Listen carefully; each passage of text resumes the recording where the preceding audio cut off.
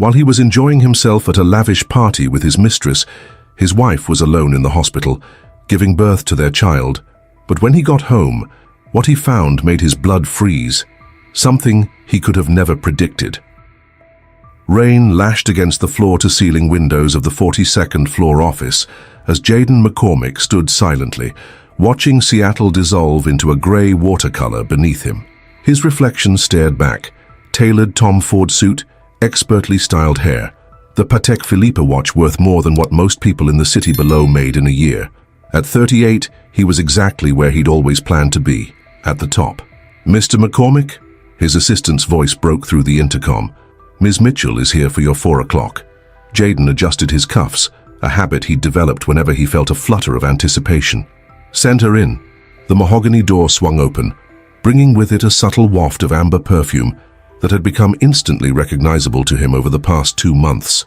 Ariadne Mitchell stepped in, her dark hair falling in soft waves against the structured shoulders of her burgundy blazer.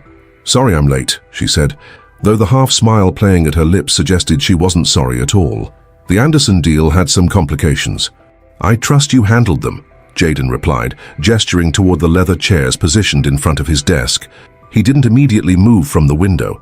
These few seconds, watching her, being watched by her, had become a ritual he looked forward to more than he cared to admit.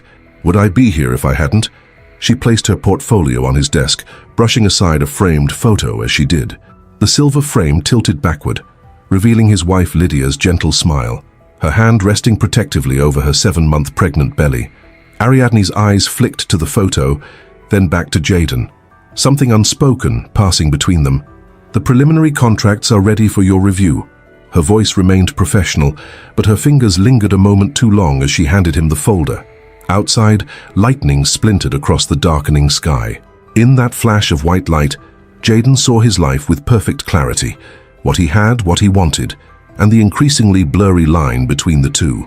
The McCormick estate in Medina overlooked Lake Washington, its modernist architecture and manicured gardens, making it a showpiece featured in more than one architectural digest. Lydia was waiting in the kitchen when Jaden arrived home, her English literature books spread across the marble island while she graded papers. "Are you home early?" she said, surprise evident in her voice. At 34, pregnancy had softened her features, adding a glow to her naturally reserved demeanor. Her blonde hair was pulled back in a loose bun, wisps framing her face in a way that once made his heart skip. "Thought I'd surprise you." He dropped his keys in the handcrafted bowl by the door, a wedding gift from her parents in Oregon. "How are you feeling?" "Better today. The little one's been active." She placed a hand on her rounded belly, a gesture that should have filled him with warmth, but instead triggered a vague discomfort he'd been feeling more frequently. Lydia had always been his opposite, thoughtful where he was impulsive, content with quiet evenings at home while he craved the electric energy of Seattle's social circuit. When they'd met at a charity auction 6 years ago, those differences had been intriguing. She'd seen through his practiced charm immediately, challenging him with quiet intelligence rather than falling for his usual routine. The pursuit had been refreshing, and when she finally said yes to dinner, he'd felt like he'd won something precious. Now, watching her move carefully around the kitchen, Jaden felt a confusing mix of tenderness and restraint. He loved her, he did, but lately, it felt more like an established fact than an active emotion. "Madison called," Lydia said, referring to her best friend and the only person in their social circle who had never fully warmed to Jaden. "She's planning a small baby shower next weekend. Nothing extravagant." "That's nice of her." He loosened his tie, pouring himself 2 fingers of whiskey. "Listen, about the Emerald City Ball next month." I know. You have to go." Lydia smiled understandingly. "It's your biggest fundraising night of the year. I wouldn't expect you to miss it." Her easy acceptance should have been a relief. Instead, it stirred something uncomfortable in his chest.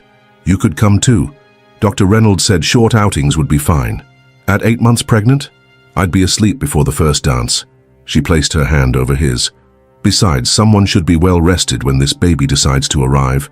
He lifted her hand to his lips, a gesture that had become mechanical. "I won't stay late." The lie tasted bitter, but he'd grown accustomed to the flavor. The next morning, Seattle's rare autumn sunshine streamed through the windows of the downtown McCormick Investments headquarters. Jaden strode through the open concept office, where 20 employees managed the real estate portfolio that had made him a fortune over the last decade. "Morning, Mr. McCormick," called several voices as he passed. He nodded in acknowledgement, the perfect picture of the successful, approachable boss. In the conference room, his executive team awaited the weekly strategy meeting. Among them, Ariadne sat reviewing documents, her presence drawing his attention like a magnet. At 29, she was the newest addition to his team, recruited from a competitor in Los Angeles, with the promise of advancement and a salary that had raised eyebrows among his longer-serving employees. "Let's begin with the waterfront project," Jaden announced, signaling his assistant to dim the lights for the presentation. As the meeting progressed, he found himself watching Ariadne more than the slides. The intelligence in her questions, the slight furrow of concentration between her brows, the confident way she leaned forward when making a point, all of it fascinated him in a way that felt dangerous and exhilarating. When the meeting concluded, the team filed out, but Ariadne lingered, organizing her notes with deliberate slowness. "Have dinner with me tonight," Jaden said quietly once they were alone, surprising himself with the directness of the invitation. She looked up, her expression careful. "Is that a good idea?" "Probably not," he admitted, "but I want to discuss the East Side expansion plans." The pretense was thin, and they both knew it. A small smile played at the corners of her mouth. "The Metropolitan at 8. They have private dining rooms for business discussions." His pulse quickened. "I'll have my assistant make the reservation." As she walked away, Jaden felt a momentary flash of his father's voice, a stern Baptist minister from Eastern Washington, who had drilled into him the importance of honor and commitment. He silenced the voice with practiced ease. His father had died 3 years ago, never fully understanding the world Jaden had built for himself in Seattle, never quite approving of his son's version of success. That evening, the Metropolitan's discreet private dining room offered the perfect setting for what wasn't really a business dinner. Jaden watched Ariadne take a sip of the Barolo he'd ordered, the soft lighting accentuating the elegant line of her neck. "You didn't have to go to all this trouble," she said, though her pleased expression suggested she appreciated that he had. "We could have discussed the East Side plans at the office. We both know that's not why we're here." The admission hung between them, neither willing to be the first to reach for it. She set down her glass. "Then why are we here, Jaden?" The sound of his first name in her voice sent a current through him. At the office, it was always Mr. McCormick, even behind closed doors. "Because I can't stop thinking about you," he said, the words emerging with an honesty that startled him. "And I think you feel the same way." Ariadne studied him for a long moment. "You're married. Your wife is pregnant." "I know." The simple acknowledgement carried the weight of all he was considering betraying. "And that doesn't matter." Her question wasn't judgmental but curious, as if she were trying to understand the moral calculations taking place behind his eyes. Jaden looked down at his wedding band, twisting it slightly. "It should matter more than it does right now." She reached across the table, her fingers stopping just short of his. "I'm not interested in destroying anyone's marriage, Jaden, but I'm also not going to pretend there isn't something happening between us." The honesty was refreshing. No games, no pretense. It was one of the things that drew him to her. "The Emerald City Ball is in 3 weeks, he said, changing course slightly. "Would you come as my guest?" Professionally speaking, of course. The invitation was reckless and they both knew it. The ball was Seattle's premier social event, where the city's elite gathered under the pretense of charity to see and be seen. "Your wife won't attend?" "Lydia's due date is close. She's staying home." Something flickered across Ariadne's face, hesitation perhaps, or the recognition of a line being crossed. Then she smiled, a decision made. "I'll need to find something suitable to wear." As the date of the Emerald City Ball approached, Jaden found himself living in 2 increasingly separate worlds. At home he played the role of attentive husband, attending birthing classes with Lydia, assembling nursery furniture, discussing names for their son, August, they'd decided, after Lydia's favorite literary month. The anticipation in her eyes whenever she spoke of their future family filled him with a guilt that he promptly suppressed. At work, the tension between him and Ariadne built with each passing day. Lingering glances in meetings, hands brushing when exchanging documents, late-night strategy sessions that had little to do with business strategy. They hadn't crossed the final line yet, but Jaden knew it was only a matter of time and opportunity. The opportunity presented itself a week before the ball, when a business trip to Portland created the perfect alibi. He told Lydia he'd be gone overnight. He told his assistant to clear his schedule. In reality, he checked into the Four Seasons Seattle, where Ariadne met him with a bottle of champagne and no illusions about what the evening meant. Afterward, lying in the tangled sheets with the Seattle skyline glittering beyond the windows, Jaden felt a complex mix of satisfaction and shame. Ariadne slept beside him, her breathing deep and even, while his mind raced with what he'd just set in motion. His phone buzzed on the nightstand. Lydia's name illuminated the screen alongside a text. "Baby kicked so hard today he woke me from a nap. I think he misses his daddy. Hope the meetings are going well. Love you." Jaden stared at the message until the screen went dark, then placed the phone face down without replying. The evening before the Emerald City Ball, Jaden arrived home to find Lydia in the nursery, arranging stuffed animals in the crib they'd chosen together. The soft yellow walls and woodland theme had been her choice. She wanted their son surrounded by stories from his first moments. "There you are," she said, smiling as he appeared in the doorway. "I was beginning to think you'd moved into your office." The gentle teasing held no accusation, which somehow made it worse. Just finalizing details for tomorrow night. Another half-truth in a growing collection. "I know how important the ball is for your business connections." She ran her hand over the small clothes folded neatly in the dresser. "Madison offered to come over to keep me company, but I told her I'd be fine, probably asleep by 9 anyway." Jaden crossed the room, placing his hands on her shoulders. The curve of her belly pressed against him, their son between them. "You're sure you don't mind?" She turned in his arms, reaching up to straighten his tie in a gesture that had become one of their habits. "I'm sure. Just promise you won't stay out too late. According to my pregnancy app, August could decide to arrive early, and I'd rather not do this alone." The simple trust in her eyes made his chest tighten. "I promise," he said, the words hollow in his mouth. "If you need me, I'll come right home." Lydia smiled, believing him completely. "I know you will. That's why I love you." She stretched up to kiss him, and Jaden returned the kiss automatically, his mind already in another room with another woman. As he held his wife, feeling their son move between them, Jaden made a promise he had no intention of keeping, and for a fleeting moment, he wondered what kind of man that made him. The answer was waiting in his reflection in the nursery window, the kind who had everything and still wanted more. The Fairmont Olympic Hotel glowed like a crystal palace against Seattle's night sky. Limousines lined the cobblestone driveway, disgorging the city's elite in their finest attire. Inside, the grand ballroom had been transformed for the Emerald City Foundation Ball. Crystal chandeliers reflected in polished marble floors, emerald and gold accents adorning every table, and a 16-piece orchestra filling the space with elegant melodies. Jaden arrived alone, nodding to familiar faces as he made his way through the crowd. CEOs, tech moguls, old money families, all the power players who fueled his business empire were in attendance.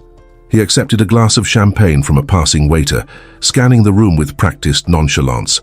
"Looking for someone?" The voice came from behind him, low and teasing. He turned to find Ariadne, and for a moment, he simply stared. Her emerald gown cascaded like liquid down her body, the color making her eyes appear almost supernaturally green. Her dark hair was swept up, exposing the elegant line of her neck and the diamond earrings that caught the light when she moved. "I didn't think it was possible," he said quietly, "but you've managed to outshine every woman in this room." She raised an eyebrow. "Careful, Mr. McCormick, people might talk." "Let them." The champagne and her presence made him reckless. "Dance with me." On the dance floor, they maintained a professional distance, but their eyes held conversations their bodies couldn't yet have. The orchestra played a waltz, and Jaden guided her through the steps with the confidence of a man who'd learned ballroom dancing as a business skill rather than a passion. "Everyone's watching us," she murmured, her lips barely moving. "No one's watching us," he corrected. "They're watching the potential new development partners discussing business on the dance floor. Nothing unusual about that." Her laugh was subtle, just a slight change in her breathing. "Is that what we're doing? Discussing business?" His hand tightened slightly at her waist. "We can discuss whatever you'd like. Later." The promise hung between them as the music shifted to a new piece, and they separated with reluctant propriety. Across the city in Medina, Lydia McCormick moved carefully through the quiet house, one hand supporting her lower back. She'd been experiencing discomfort all day. Nothing alarming, just the usual aches of late pregnancy amplified. The baby had been unusually active, shifting and pushing as if testing the boundaries of his world. She checked her phone, 9:17 p.m. Jayden would be deep into networking by now. She smiled faintly, imagining him in his element, working the room with the charisma that had first attracted her to him. Their worlds were so different. Sometimes she wondered if that had been part of the appeal for both of them. She, the bookish professor, fascinated by his ambition. He, the driven entrepreneur, charmed by her thoughtfulness. A sudden sharp pain caused her to gasp, clutching the kitchen counter for support. When it passed, she took a deep breath, counting the minutes on the microwave clock. Probably just Braxton Hicks contractions, she reasoned. Still, when another pain gripped her 14 minutes later, she decided to time them properly. By 10:30 p.m., the contractions were coming 11 minutes apart, and Lydia was beginning to worry. She was only at 34 weeks, too early for August to make his appearance. She dialed Jayden's number, listening to it ring until voicemail picked up. "Hey, it's me," she said, trying to keep her voice calm. "I think I might be in labor. It's probably a false alarm, but could you call me when you get this? Love you." She hung up, breathing through another contraction. Maybe she was overreacting. She decided to call her doctor before bothering Jayden again at such an important event. Back at the ball, Jayden found himself cornered by the mayor, discussing potential waterfront development projects. He nodded at appropriate intervals, his attention split between maintaining the appearance of interest and tracking Ariadne's movements across the room. She was currently engaged in conversation with the CEO of a major tech company, her animated gestures suggesting she was pitching something impressive. His phone vibrated in his pocket. Glancing down discreetly, he saw Lydia's name on the screen. He silenced it without breaking conversation with the mayor, making a mental note to check the message later. When he finally extricated himself from the political conversation, Jayden made his way to the bar, where Ariadne was now waiting with 2 fresh glasses of champagne. "Successful hunting?" he asked, taking the offered glass. "Very. Roberts is interested in our Lake Union proposal. He wants preliminary drawings by next week." Her eyes sparkled with professional triumph. "And you? I saw you deep in conversation with the mayor. Political posturing mostly, but useful." He clinked his glass against hers. 2 successful partnerships. The double meaning wasn't lost on either of them. As they sipped their champagne, his phone vibrated again. This time he pulled it out to check. 3 missed calls from Lydia and 1 from an unknown number. A flicker of concern crossed his mind, quickly suppressed when Ariadne's hand brushed his arm. "Everything all right?" she asked, noticing his momentary distraction. He silenced the phone again, slipping it back into his pocket. "Nothing that can't wait." The contractions were 7 minutes apart when Lydia called Madison in growing panic. "I can't reach Jayden," she explained, her voice tight with pain. "Something's wrong. The baby's coming too early." "I'm on my way," Madison replied without hesitation. "Have you called an ambulance?" "Not yet." Lydia broke off as another contraction seized her. "I didn't want to overreact." "Call 911 right now," Madison instructed firmly. "I'll be there in 20 minutes." By the time the ambulance arrived, Lydia was on the floor of the master bathroom, unable to stand through the contractions. The paramedics worked efficiently, asking questions while taking her vitals. "Has your water broken?" one asked, helping her onto a stretcher. "No, but something doesn't feel right," Lydia gasped. "It's too early. We're going to get you to Swedish Medical Center.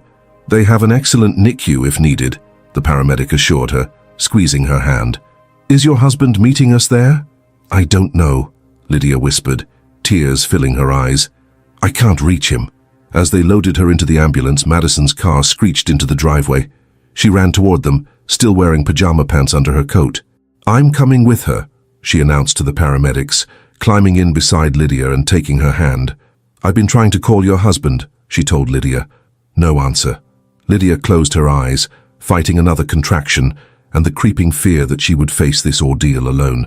At 11:42 p.m., the ball was reaching its peak. The dance floor was crowded, the alcohol flowing freely, and the orchestra had shifted to more contemporary pieces.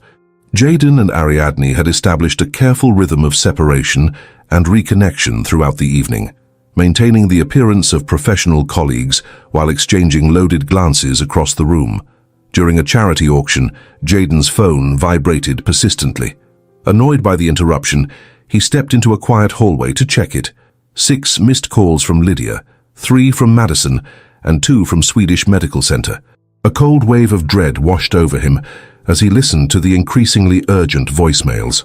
Mr. McCormick, this is Nurse Daniels from Swedish Medical Center. Your wife has been admitted in premature labor. Please call us back as soon as possible. Madison's message was blunt. Where the hell are you? Lydia needs you. They're preparing for an emergency C-section. His thumb hovered over the call button, the weight of responsibility suddenly crushing.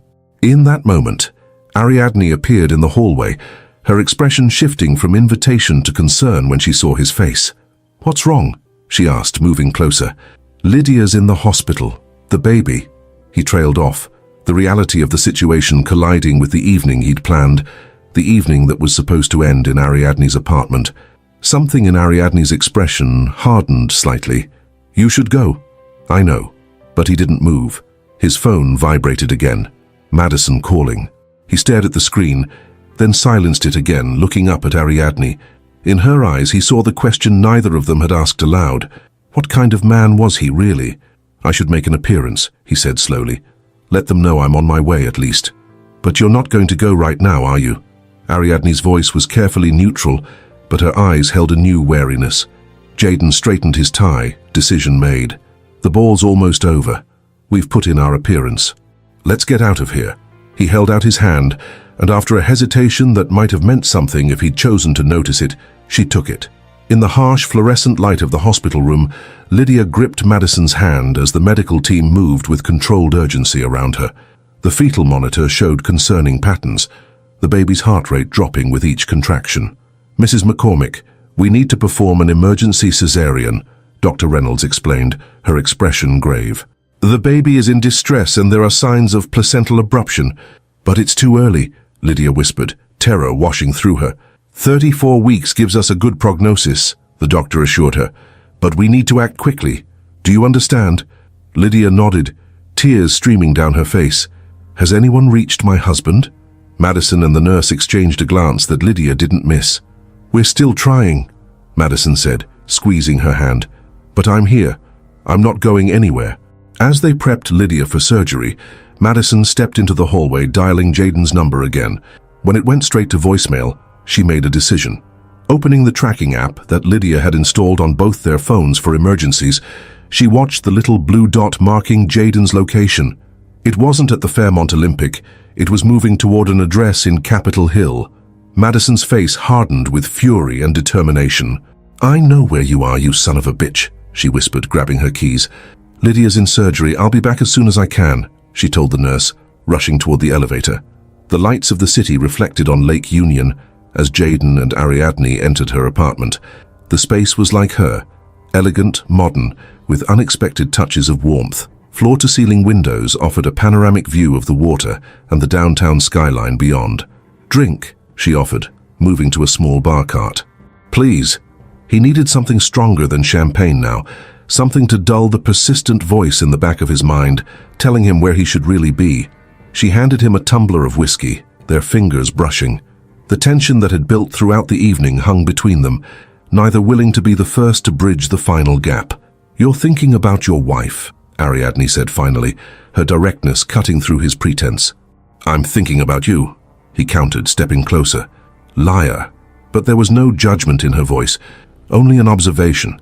He took her face in his hands, the whiskey forgotten. Right now, in this moment, nothing else exists. And as he kissed her, he willed it to be true.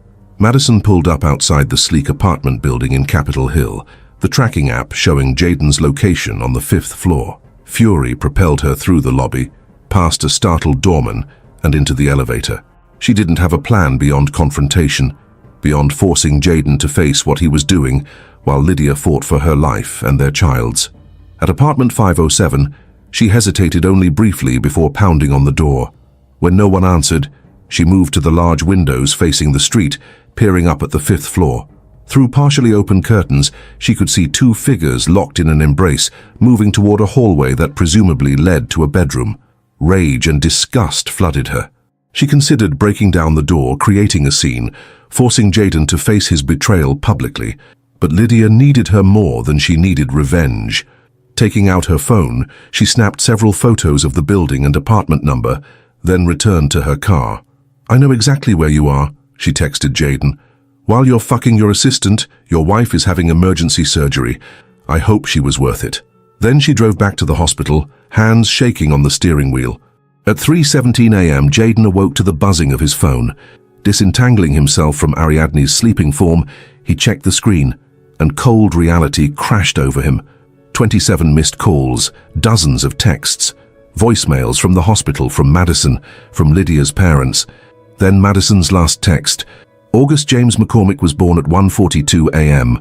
4 LBS 7OZ. Lydia had complications. She's been asking for you. The world seemed to tilt beneath him.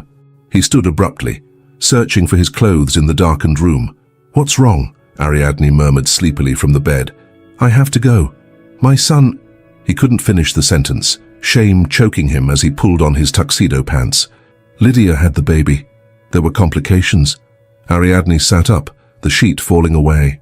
In the dim light from the window, he saw her expression shift from confusion to understanding. "Go," she said simply. "You should have gone hours ago."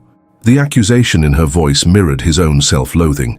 He finished dressing in silence, not meeting her eyes again before leaving. The drive to Swedish Medical Center was a blur of rain-slicked streets and self-recrimination. What had seemed like a justifiable choice hours ago now appeared monstrous in the harsh light of consequences. He had abandoned his wife, his pregnant wife, in her moment of greatest need for what? A night of passion that now left him hollow? The hospital corridors were eerily quiet at that hour, his footsteps echoing as he made his way to the maternity ward. At the nurses' station, he identified himself, watching their expressions shift from professional courtesy to barely concealed judgment. "Your wife is in recovery," a nurse informed him coldly. "Your son is in the NICU. He's stable but requiring oxygen support." "Can I see them?" Jayden asked, his voice hoarse. "I'll check if your wife is awake," the nurse replied, her tone making it clear what she thought of fathers who showed up hours after the birth. As Jayden waited, pacing the sterile corridor, Madison emerged from a room down the hall. When she saw him, her face transformed into a mask of pure hatred. She stalked toward him, stopping inches from his face. "Where the hell were you?" she hissed, keeping her voice low but intense. The ball ran late and my phone— "Save your pathetic lies for Lydia," Madison cut him off. "I tracked your phone. I saw you with her. I saw your location at that apartment all night while your wife was hemorrhaging on an operating table." The blood drained from Jayden's face. "Hemorrhaging? Is she— She's alive. No thanks to you." Madison's eyes glittered with tears of rage.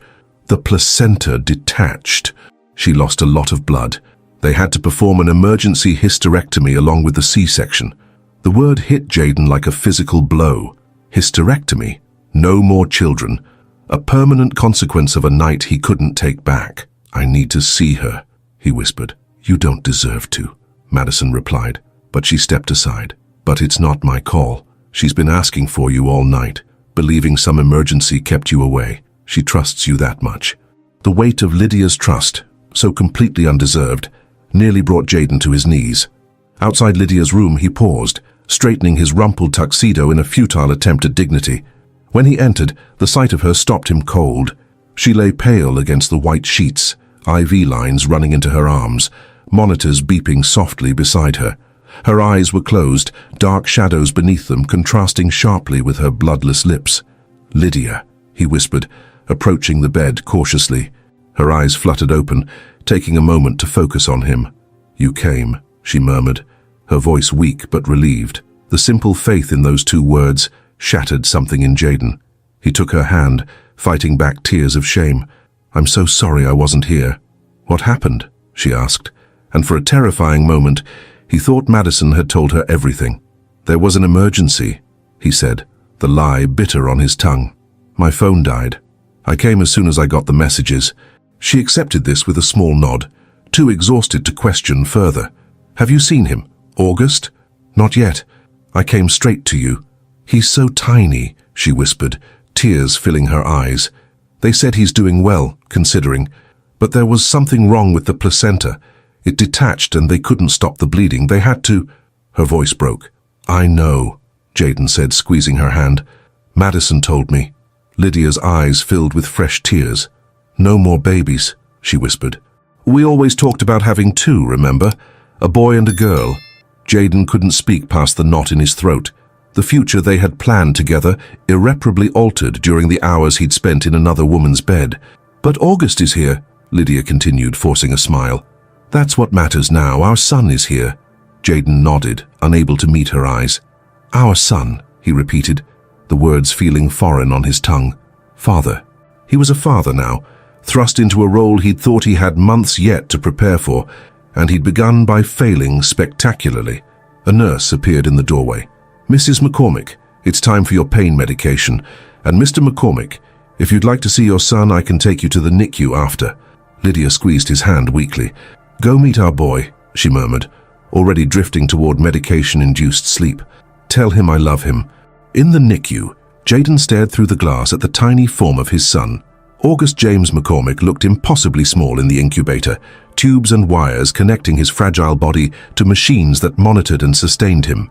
His skin was reddish and translucent, his chest rising and falling with rapid, shallow breaths beneath the oxygen cannula. Would you like to go in? A nurse asked, her expression softening slightly at his obvious shock. You can touch him through the ports in the incubator. Jaden nodded, following her through a scrub room where he washed his hands thoroughly before donning a sterile gown. Inside the NICU, the soft beeping of monitors and the occasional alarm created a tense soundtrack to the drama of new lives fighting to stabilize. At August's incubator, Jaden paused, suddenly terrified. This tiny being depended on him completely, and his first act as a father had been profound betrayal. It's okay, the nurse encouraged. You can put your hands through here. Gentle touch is good for him. With trembling fingers, Jaden reached through the port, his large hand hovering over his son's miniature form. When he finally made contact, touching the impossibly soft skin of August's arm, the baby's hand reflexively opened, then closed around Jaden's fingertip. The simple gesture of trust broke something open inside him.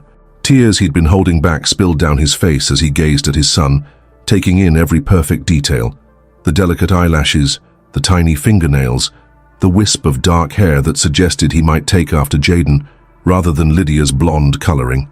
I'm here, August, he whispered, knowing it was too little, too late, but needing to say it anyway. Dad's here now. The days that followed passed in a blur of hospital rooms, medical updates, and crushing guilt. Jaden moved between the NICU and Lydia's room, trying to be present for both his wife and son, while carrying the weight of his deception. He ignored Ariadne's calls and texts, focusing entirely on the family he'd so carelessly risked. Lydia's recovery was slow and complicated by the emotional after-effects of the traumatic birth and surgery. She spent long hours staring silently out the window or watching August through the NICU cameras when she couldn't be with him physically. The natural joy of new motherhood was tempered by grief for what she'd lost and the lingering shadows of the emergency that had brought August into the world. On the 5th day, when Lydia was finally strong enough to sit in a wheelchair beside August's incubator for an extended period, Jaden noticed how she flinched slightly when he touched her shoulder. It was subtle, possibly unconscious, but unmistakable. What is it? He asked quietly, as the NICU nurse stepped away to check on another baby. Lydia kept her eyes on August, who was showing improvement daily, now breathing without assistance. Nothing, she said, her voice flat. Just tired. But later that night, as Jaden helped her back into her hospital bed, she finally met his eyes fully for the first time since the birth. Where were you really that night? The question caught him off guard. What do you mean? Madison won't look at you. The nurses whisper when you leave the room. Something happened. Her voice was calm, detached, as if she were discussing a character in one of her literature classes, rather than her own marriage. Lydia, I told you, don't. She held up a hand, stopping him. Don't lie to me again. I deserve at least that much respect. Jaden sank into the chair beside her bed, his carefully constructed explanations crumbling. But he couldn't bring himself to confess the full truth, not while she was still recovering, not in this sterile room with its reminders of all she'd lost because of him. There were complications at the ball, he said finally, the partial truth all he could offer. I didn't handle things well. I should have been here. Lydia studied him for a long moment, her literary professor's ability to analyze text extending to the subtext of his words. I see, she said finally, her voice barely audible. "I think I need to rest now." She turned away from him, curling onto her side, despite the pain it must have caused her surgical incision. The message was clear. Whatever explanation he was offering, it wasn't enough, and she didn't have the strength to drag the truth from him. Jayden sat in the darkness beside her bed, long after her breathing had evened into sleep, watching the gentle rise and fall of her shoulders and wondering if anything would ever be the same between them again. In the silence, broken only by the soft beeping of monitors, he confronted the reality that some betrayals create a distance that can never fully be bridged. When he finally left the hospital room, dawn was breaking over Seattle, painting the rain-slicked streets in pale gold light. Jayden stood in the hospital parking lot, keys in hand, unable to remember where he'd parked or where he was supposed to go. Home was empty. Work seemed trivial. His entire world had narrowed to these hospital corridors and the two people within them, one fighting for his life, the other silently withdrawing from Jayden's. 2 weeks after August's birth, the McCormick mansion in Medina felt more like a mausoleum than a home. Silence stretched between its occupants, broken only by the occasional soft sounds from the baby monitor. August had been released from the NICU 3 days earlier, surprisingly strong for a premature infant. The same could not be said for his parents' relationship. Jayden moved through the house like a ghost, sleeping in the guest room without being asked, giving Lydia space that felt less like consideration and more like cowardice. In the nursery they had decorated together with such hope, he would stand watching his son sleep, marveling at the tiny fingers and perfect features while drowning in shame. At work, he went through the motions, attending meetings and making decisions with mechanical efficiency. His phone buzzed frequently with messages from Ariadne, first concerned, then confused, finally angry. "We need to talk," read her latest text. "This isn't just about us anymore. The Anderson deal is falling apart without your attention." He stared at the message for a long moment before replying, "Conference room, 4 p.m. When she entered his office later that day, Ariadne was all business.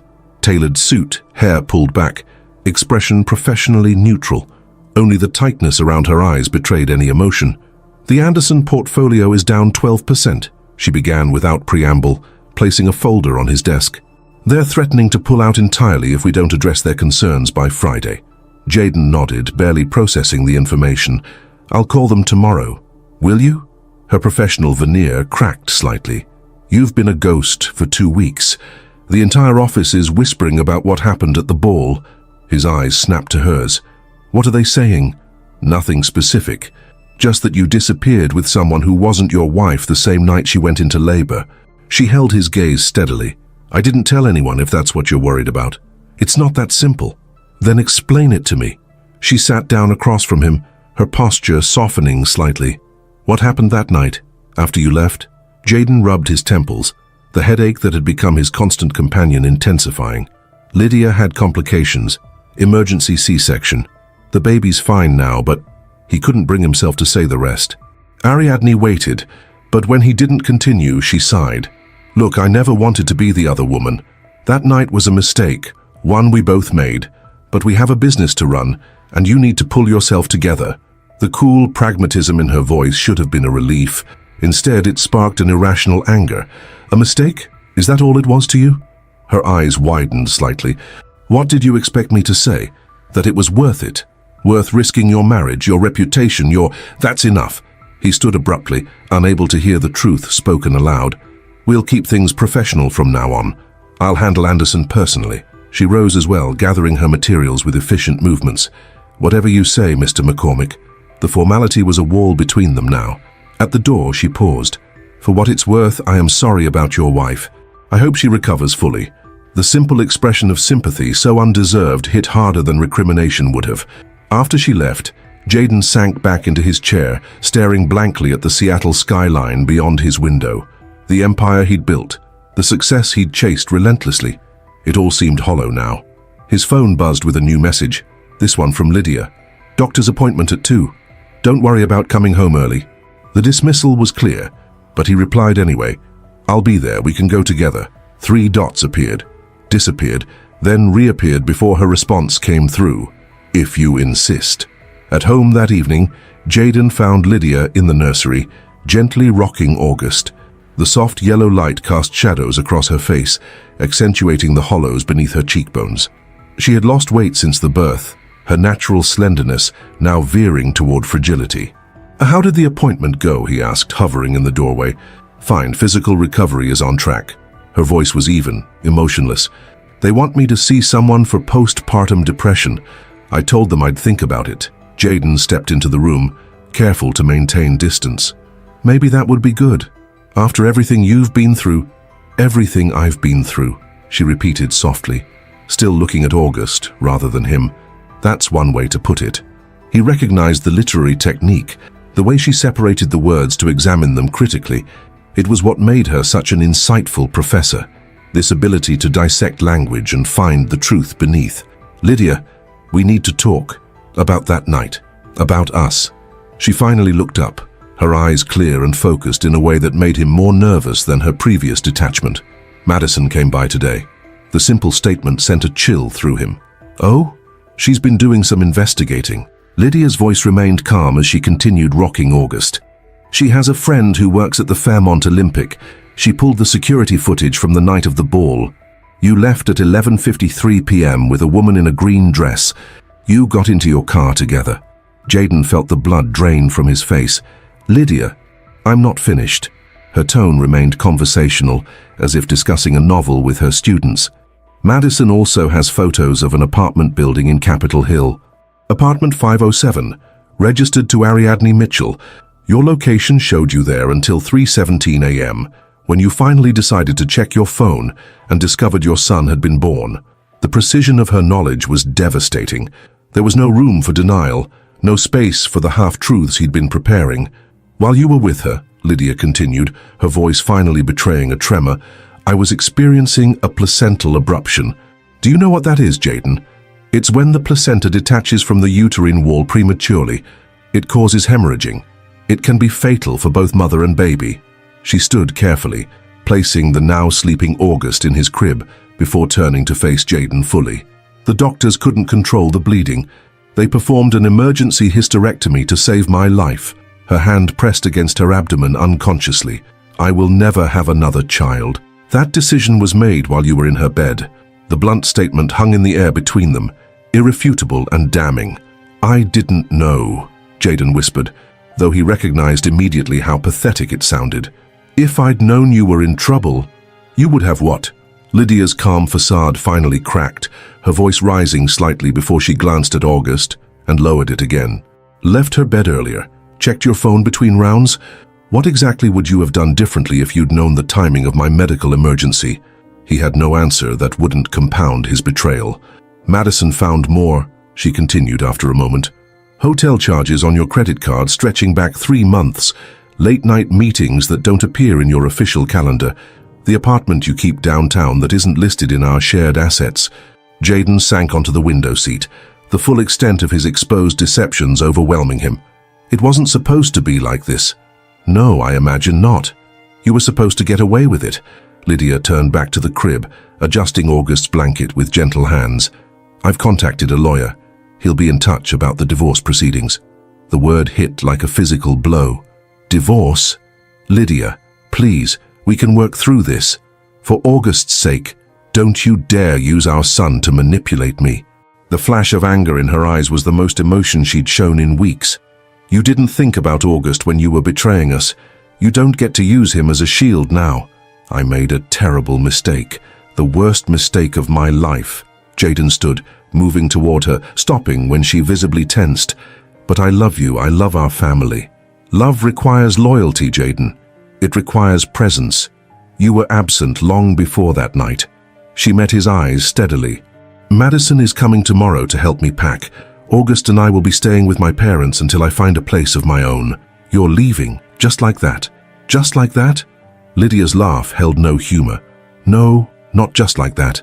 After 6 years of marriage, after fertility treatments and loss and finally carrying our son, after believing in you, trusting you, building a life with you, after all that, I'm leaving. There's nothing just like that about it." Jaden felt the foundations of his life crumbling beneath him.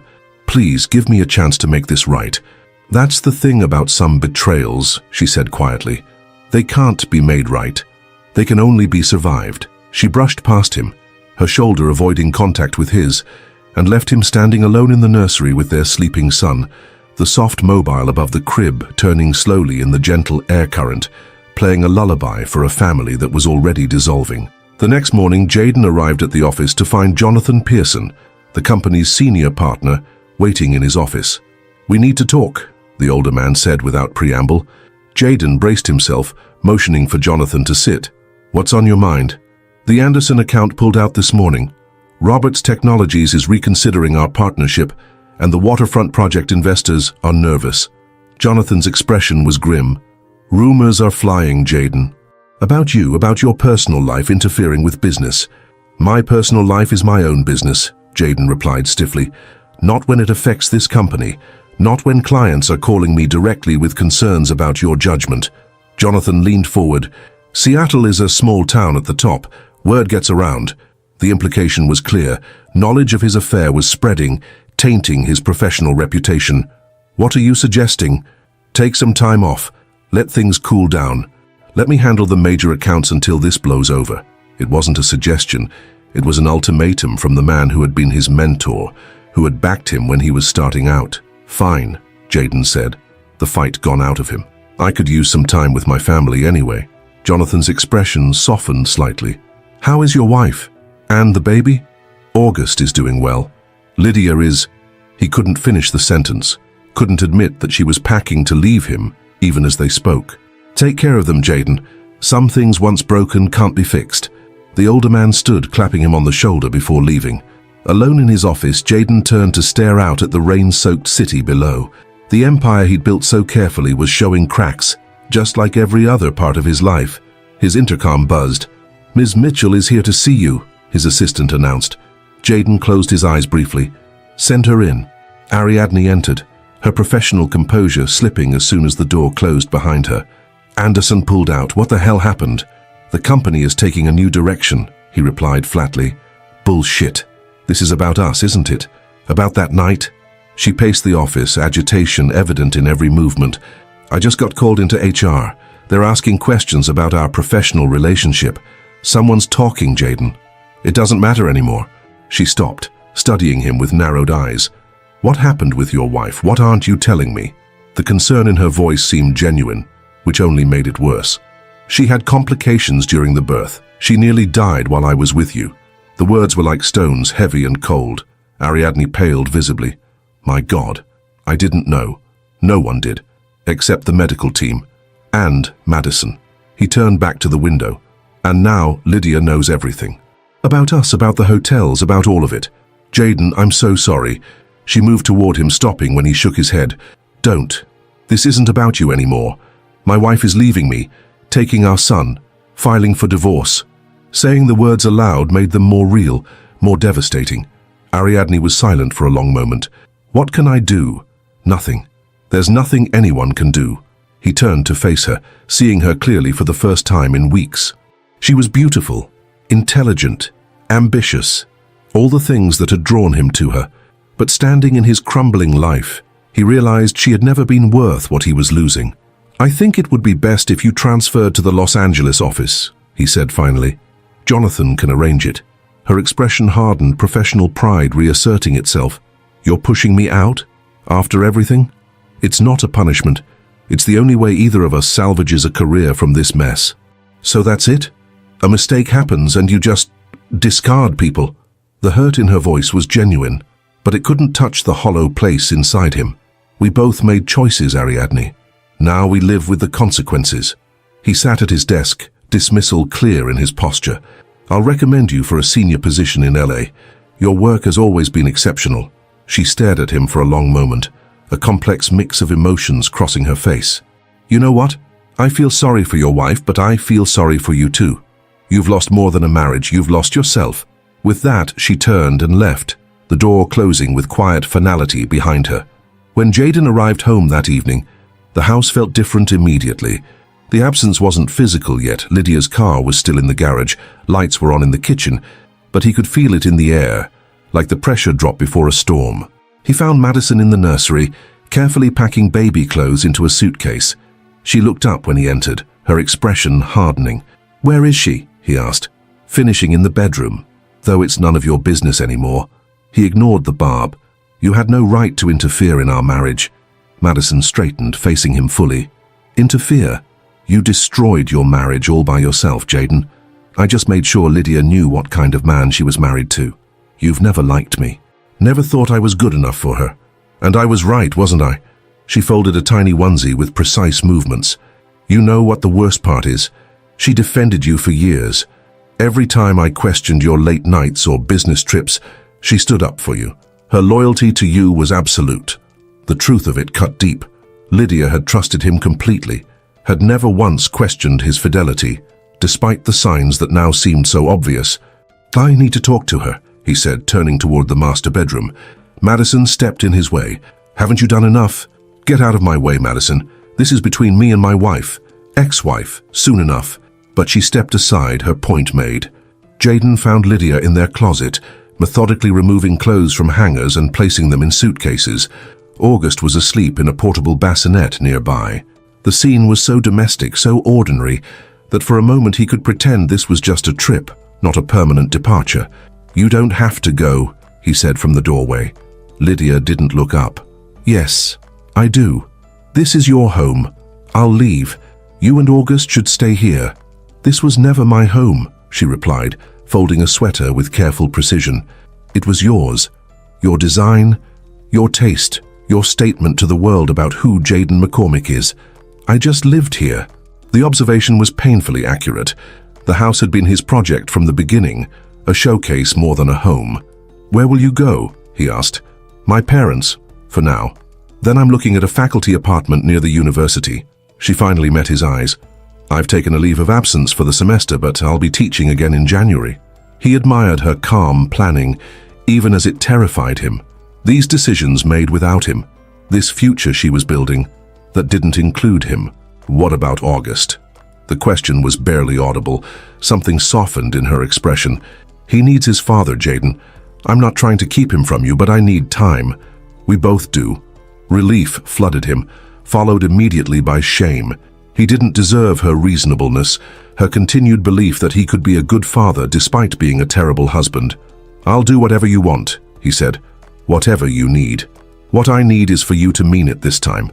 She closed the suitcase, zipping it with finality. For August's sake, if not for mine.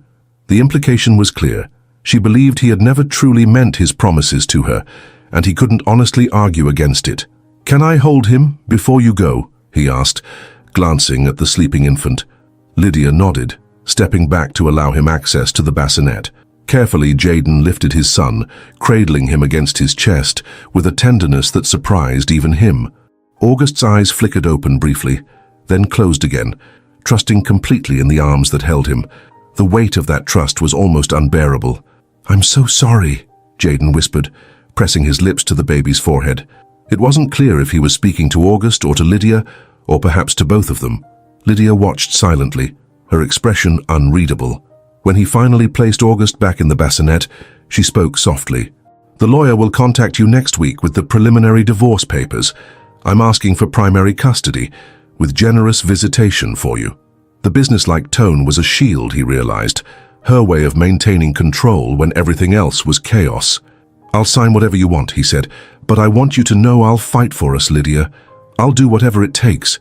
She looked at him for a long moment, something like pity in her eyes. "That's the problem, Jaden. It's too late.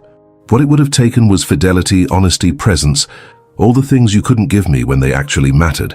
Madison appeared in the doorway. "The car's packed. Ready when you are." Lydia nodded, turning back to Jaden one last time. "Goodbye, Jaden." He watched helplessly as Madison lifted the bassinet, as Lydia picked up her suitcase, as they walked out of the bedroom they had shared for 6 years. The sound of the front door closing echoed through the empty house like a final judgment. Jaden stood alone in the closet, surrounded by the remaining clothes, the vacant hangers where Lydia's things had been, the lingering scent of her perfume already fading. The perfect life he had constructed was collapsing around him, and he had no one to blame but himself. The weeks that followed were a blur of legal meetings, empty rooms, and sleepless nights. Jaden went through the motions at work, where rumors continued to circulate despite Jonathan's efforts to contain them. Clients who had once sought his advice now requested other partners. His phone rarely rang with the social invitations that had once filled his calendar. Ariadne had accepted the transfer to Los Angeles, leaving a professional void in the office and a personal one that Jayden was surprised to find he barely noticed. What had seemed so irresistible, so worth risking everything for, now appeared hollow and meaningless compared to what he had lost. He saw August during scheduled visitations, awkward hours in the sterile environment of his Medina home, struggling to connect with an infant who regarded him with curious, uncomprehending eyes. Lydia arranged the visits through a co-parenting app, their direct communication reduced to brief, practical exchanges about August's needs and schedule. The divorce papers arrived as promised, the legal language transforming 6 years of marriage into a clinical dissolution of assets and responsibilities. Jayden read through them in his empty home office, a glass of whiskey untouched beside him. The terms were fair, even generous. Lydia wanted nothing from him financially beyond child support and funds for August's future education. He signed without contesting a single point, faxing the papers back to his lawyer with instructions to expedite the process. If this was what Lydia wanted, he would give it to her without a fight. It was the least he could do. That night, he walked through the silent house, a specter in his own life. In August's nursery, he stood looking at the empty crib, the carefully chosen decorations now serving no purpose. In the master bathroom, Lydia's absence was marked by empty drawers and bare countertops where her cosmetics had once stood. Everywhere he looked, he saw the wreckage of what they had built together and the vast emptiness of what remained. On a sudden impulse, he drove into the city, to the downtown apartment he had maintained as a private retreat, the place Lydia had never seen, but now knew about. It was a sleek, minimalist space with views of Elliott Bay, the backdrop for his infidelities, the secret chamber of his double life. He stood in the center of the living room, seeing it through Lydia's eyes. The expensive furnishings, the wet bar, the king-sized bed visible through the bedroom door. It was a monument to his betrayal, a physical manifestation of his failures as a husband. In the bedroom, he opened the nightstand drawer, finding a pair of Ariadne's earrings she had left behind months ago. He held them in his palm, these tiny tokens of transgression that had cost him everything. Then, with sudden determination, he began emptying drawers, closets, every space that held remnants of his secret life. The purge was cathartic, each discarded item a small acknowledgement of his culpability. When the apartment was bare of personal belongings, he called a real estate agent, leaving instructions to list the property immediately. It wasn't redemption, nothing so simple or clean, but it was a start, a small step toward the man he needed to become for his son, if no longer for his wife. Back at the Medina house, a FedEx envelope waited on the front step. Inside was a USB drive and a handwritten note in Madison's unmistakable script. "Jayden, Lydia doesn't know I'm sending this. She probably wouldn't approve, but you should see what your son has been doing while you've been drowning in self-pity. Maybe it will wake you up." He plugged the drive into his laptop, bracing himself for whatever Madison thought would wake him up. The video began playing, August lying on a playmat, Lydia's voice cooing encouragement from behind the camera. The baby was smiling, a real smile, not the reflexive ones of his earliest weeks. Then came a burst of laughter, a sound Jayden had never heard from his son. The video continued with small moments, August tracking a toy with focused eyes, Lydia reading to him, his tiny hand grasping her finger. Ordinary, magnificent moments of development that Jayden was missing, catalogued with methodical precision by the woman who had once shared his life and now documented their son's milestones without him. The final clip showed August asleep in Lydia's arms, her face finally visible as she gazed down at him with pure love. She looked tired but peaceful, her features softened by a maternal tenderness that Jayden had glimpsed only briefly before their world exploded. As the video ended, Jayden sat in stunned silence. Madison's message was clear. Life was continuing without him. August was growing, changing, becoming a person, while Jayden remained trapped in the wreckage of his past choices. With shaking hands, he opened his email and began typing a message to Lydia. "I know I have no right to ask anything of you, but please, could I see August more often? I'm missing too much. I'll come to your parents' house, meet wherever you're comfortable. I just need to be part of his life. I need to be his father, even if I failed as your husband." He stared at the words for a long time before pressing send uncertainty and hope warring within him. Then he did something he hadn't done since childhood, since the days when his father would lead family prayers in their modest Eastern Washington home. He closed his eyes and asked for help, for guidance, for strength to become someone worthy of his son's trust. It wasn't a formal prayer. He'd abandoned such structures long ago. But in the silent house that had once held his perfect life, Jaden McCormick finally faced the truth that had eluded him for so long. He couldn't rebuild what he had destroyed, but perhaps if he were lucky, he could build something new from the ruins. His phone chimed with an incoming email. Lydia's response was brief but clear. "August and I have moved into a rental house near Green Lake. You can see him this Saturday. I'll text you the address. 10 a.m.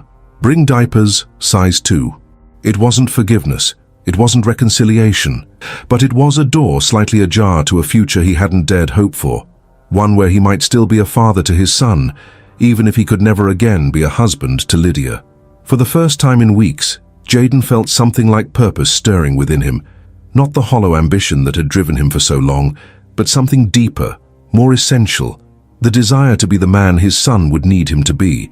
The man he should have been all along. 8 months after August's birth, Seattle settled into its typical May pattern. Sporadic sunshine breaking through persistent cloud cover. The city vibrant with renewed life after the long grey winter. Jaden's life had settled into patterns as well, though none resembling the carefully structured existence he'd once maintained. The divorce had been finalized 3 months earlier with surprising efficiency, accelerated by Jaden's uncontested acceptance of all terms. He had kept the Medina house, but found himself unable to sleep in the master bedroom, eventually moving into the guest suite that felt appropriately impersonal.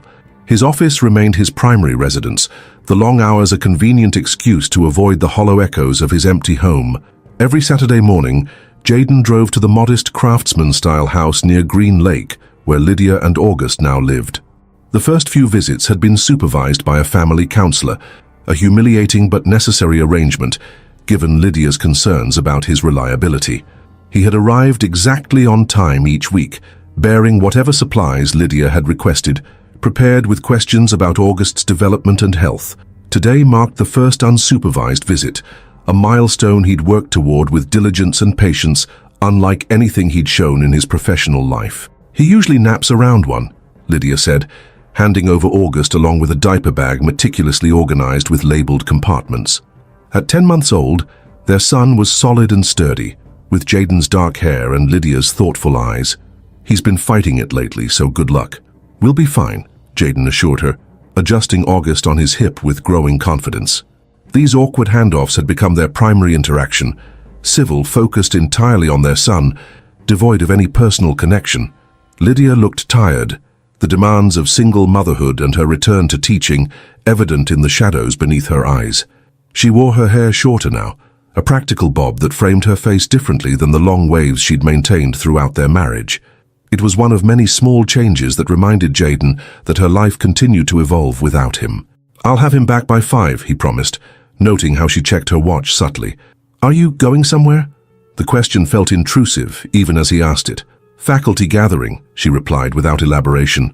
"Remember, he's been trying solid foods, but nothing with honey or peanuts yet." "I remember." He had an entire notebook filled with August's preferences, schedules and developmental milestones, information once collected through the co-parenting app, but now committed to memory through diligent study. She nodded, placing a quick kiss on August's cheek before stepping back. "Have fun with Daddy," she told their son, her voice softening as it always did when she spoke to August. Jaden felt the familiar pang at the careful way she maintained boundaries, never using his name, always referring to him as Daddy when speaking to August. It was appropriate, professional, and profoundly lonely. As he secured August in the car seat of his new SUV, the sports car traded in for something more suitable for fatherhood, he glimpsed Madison pulling into the driveway. Her timing was never coincidental. She invariably arrived just as he was leaving, a self-appointed guardian ensuring the exchange went smoothly. She nodded curtly as they passed each other, her antipathy undiminished by time. "Back by 5, McCormick, not 5:01. He swallowed the retort that rose to his lips. Antagonizing Madison would only complicate his fragile arrangement with Lydia. "Of course." In the rearview mirror, he watched Madison embrace Lydia. The easy affection between them a stark reminder of the bonds that remained intact while his lay shattered.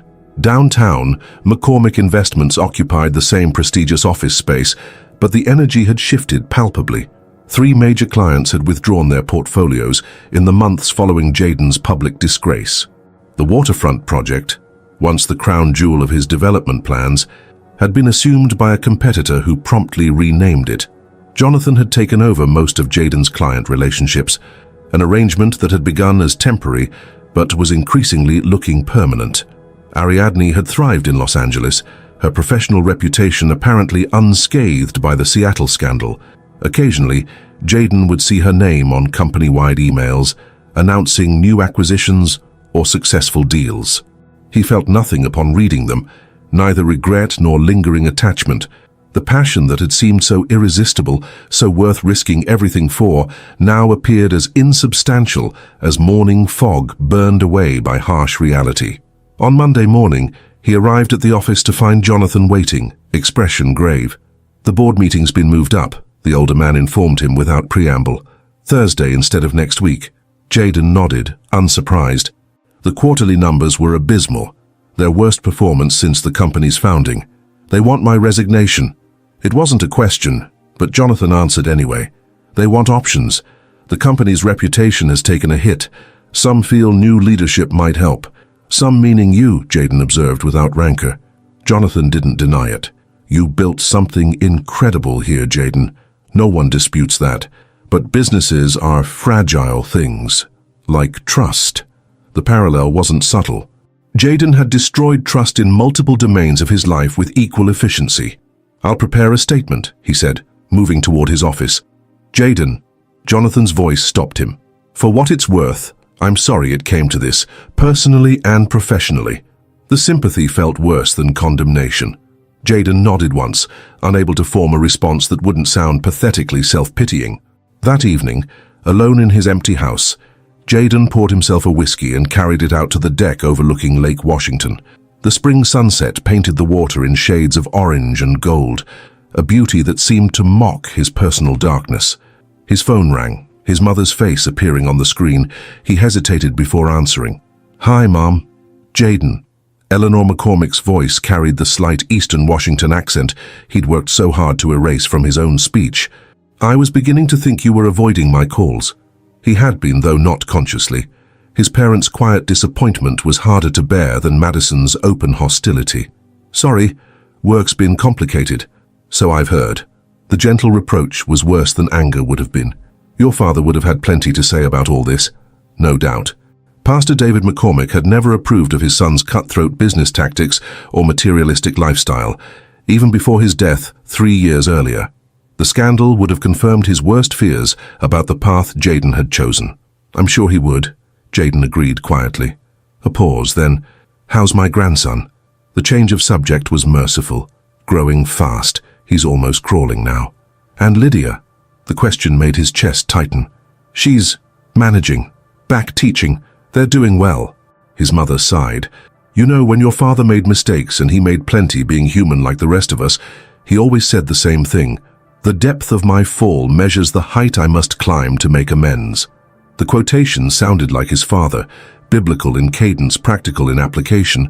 "I'm trying, Mom, but some things can't be fixed." "Perhaps not fixed," she acknowledged, "but transformed. Different doesn't have to mean worse, Jayden."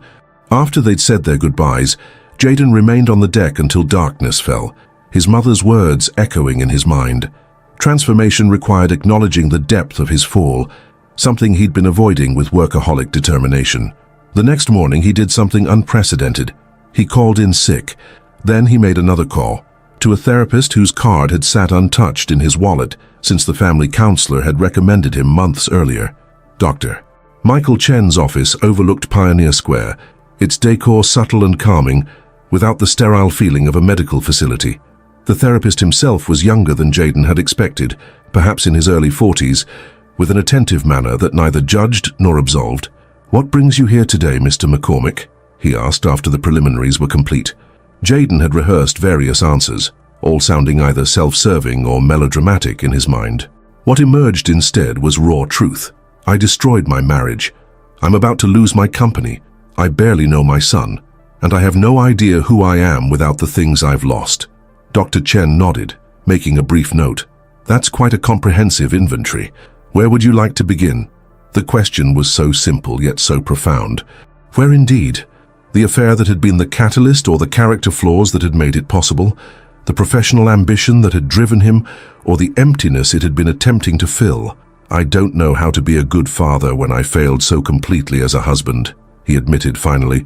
"Those are different relationships with different requirements," Dr. Chen observed, "though they can certainly influence each other. Tell me about your son." Jaden found himself talking about August, the way he smelled after a bath, his determined expression when attempting to crawl, how his entire face transformed when he smiled. Simple observations that revealed more about Jaden's attachment than he'd realized existed. "You speak about him with genuine love," Dr. Chen noted. "That's a foundation many fathers lack." "Love isn't enough," Jaden countered. "My father loved me, but his disapproval shaped me more than his affection." Dr. Chen leaned forward slightly. "And how did that shape you exactly?" The question opened floodgates. Jaden spoke of growing up in a strict Christian household in eastern Washington, where his father's position as pastor had placed the family under constant scrutiny. He described his rebellion through achievement, excelling academically, winning scholarships, escaping to Seattle, where success was measured by wealth rather than moral purity. "I built my life in opposition to his values," Jaden realized aloud. "Every dollar I earned, every acquisition, every status symbol, they were arguments against his belief that wealth corrupts the soul." "And did you win that argument?" Dr. Chen asked quietly.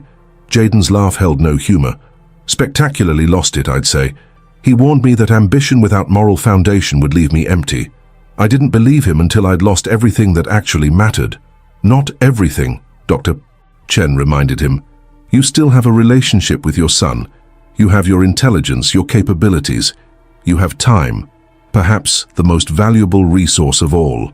The observation was simple, but profound. At 38, Jaden wasn't at the end of his story, but at a painful middle chapter, one that could precede redemption or further decline, depending on choices yet unmade. As the session concluded, Dr. Chen posed a question. What would success look like for you now? Not in the past or in some hypothetical future where your mistakes are undone, but now, in the life you actually have. Jaden considered this on the drive home, the Seattle skyline gleaming in the distance. His previous definition of success, wealth, status, admiration, felt hollow now. What would success look like in this broken, humbled version of his life? Being the father August deserved. Being a man of integrity, even without an audience to impress. Building something meaningful from the ruins of what he'd destroyed. The clarity was both terrifying and liberating. 2 days later, Jaden stood before the company's board of directors, his resignation letter prepared but unopened in a folder before him. "Before you ask for this," he said, gesturing to the folder, "I'd like to propose an alternative." The 7 board members exchanged glances, surprise evident on their faces. They had expected capitulation, not negotiation. "McCormick Investments needs a fresh start," Jaden continued. "I agree with that assessment, but what if that fresh start included restructuring rather than replacement?" He outlined his proposal succinctly. Jonathan would assume the role of CEO, becoming the public face of the company. Jaden would step back to Chief Strategy Officer, focusing on the financial architecture of deals rather than client relationships. His salary would be reduced by 40%, with those funds redirected to a new initiative, sustainable development projects in underserved Seattle neighborhoods. This approach addresses the reputation issues without losing the strategic vision that built this company, he concluded, and it demonstrates our commitment to the community we serve. Jonathan studied him with newfound respect. "This is unexpected. I've had cause for significant reflection recently," Jaden replied simply. After the board voted to accept his proposal with minor modifications, Jonathan caught up with him in the hallway. That was either brilliant strategy or remarkable humility. "I'm not sure which." "Maybe both," Jaden suggested, with the first genuine smile he'd managed in months. "My father used to say that true wisdom begins when we can hold contradictory truths without discarding either." Jonathan raised an eyebrow. "Your father sounds like a wise man." "He was," Jaden acknowledged. I should have listened to him more while I had the chance. Summer arrived in Seattle with uncharacteristic warmth, the city shedding layers both literally and figuratively as residents embraced the precious sunny days. Jaden's life had developed new rhythms, 3 days at the office in his diminished but focused role, weekly therapy sessions with Dr. Chen, and increasingly frequent visits with August, who had recently celebrated his first birthday. The party had been a surprisingly cordial affair held at Lydia's parents' home in Tacoma. Jaden had arrived bearing an age-appropriate gift, carefully researched, and prepared for Madison's usual coldness. To his surprise, she had been civil, even helping him find a plate when the buffet was served. "Madison seems less homicidal toward me lately," he observed to Lydia, as they watched August smear cake across his face with delighted abandon. Lydia's smile was small but genuine. "She's less worried about me these days. Makes her less protective." It was the closest thing to a personal conversation they'd had in months. "You seem good," he ventured carefully. "The teaching, the new house, it suits you." "It's getting easier," she acknowledged. "Not what I planned, but—" She shrugged, leaving the sentence unfinished. Jaden wanted to ask more. If she was dating, if she still thought about their life together, if she could ever forgive him, but respected the boundaries she'd established. Instead, he focused on August, capturing photos of his cake-covered face and eliciting belly laughs with silly expressions.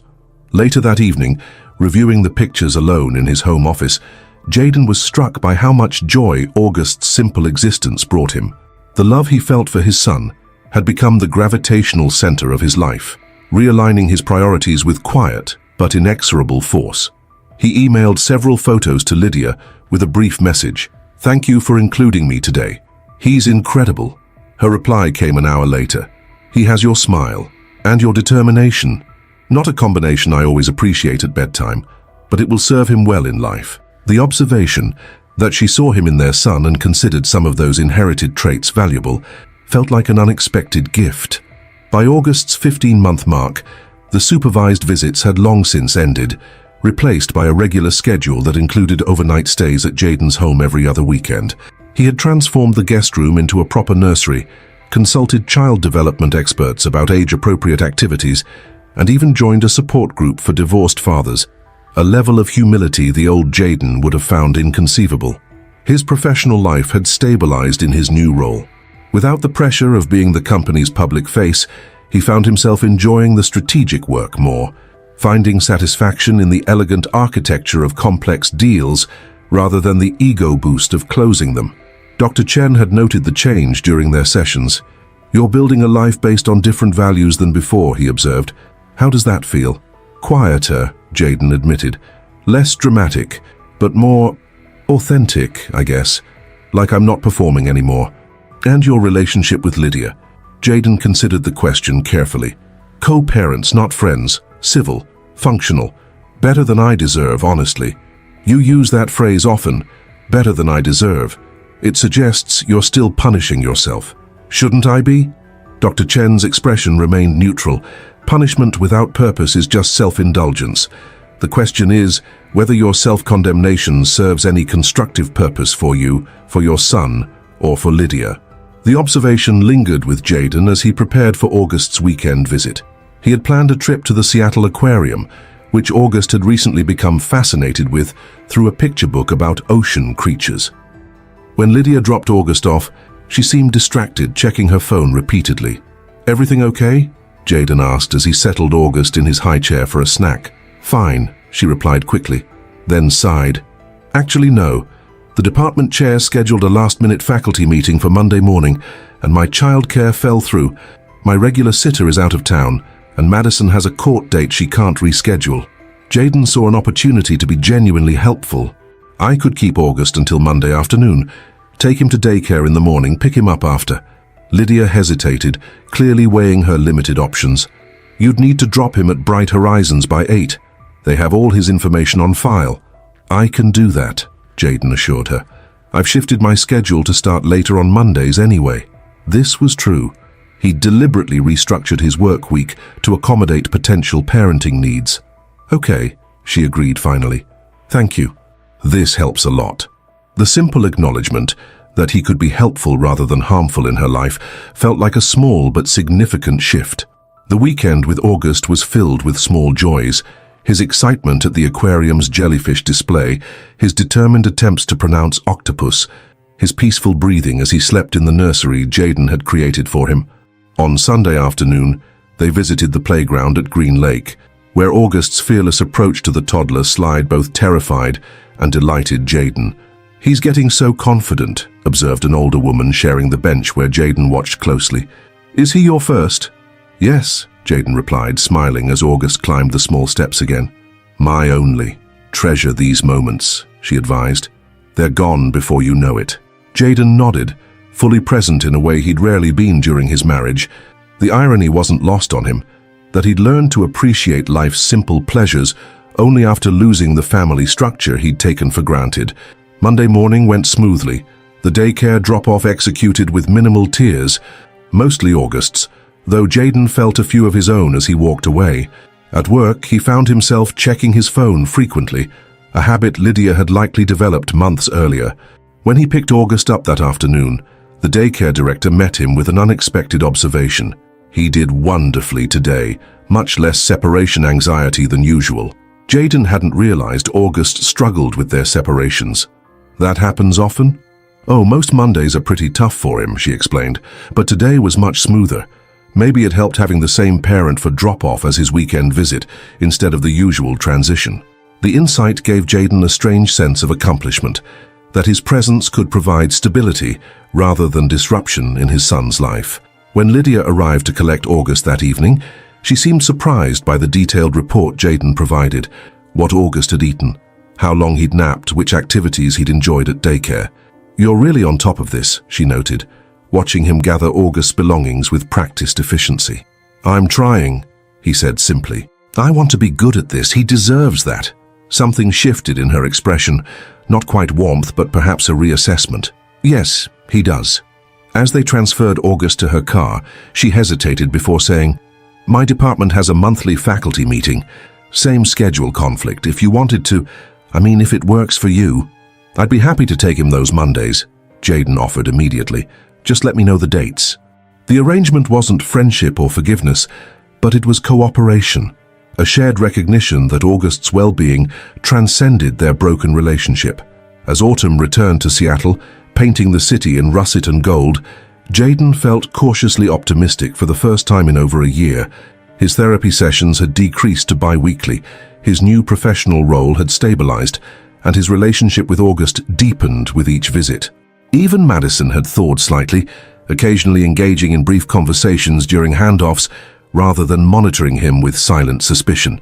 At August's pediatrician appointment, which they'd both attended awkwardly, she had actually backed Jaden's observation about August's apparent strawberry sensitivity, a minor alliance, but significant in its normality. "You know," she told him afterward in the parking lot, "you're not what I expected." "What did you expect?" he asked, genuinely curious.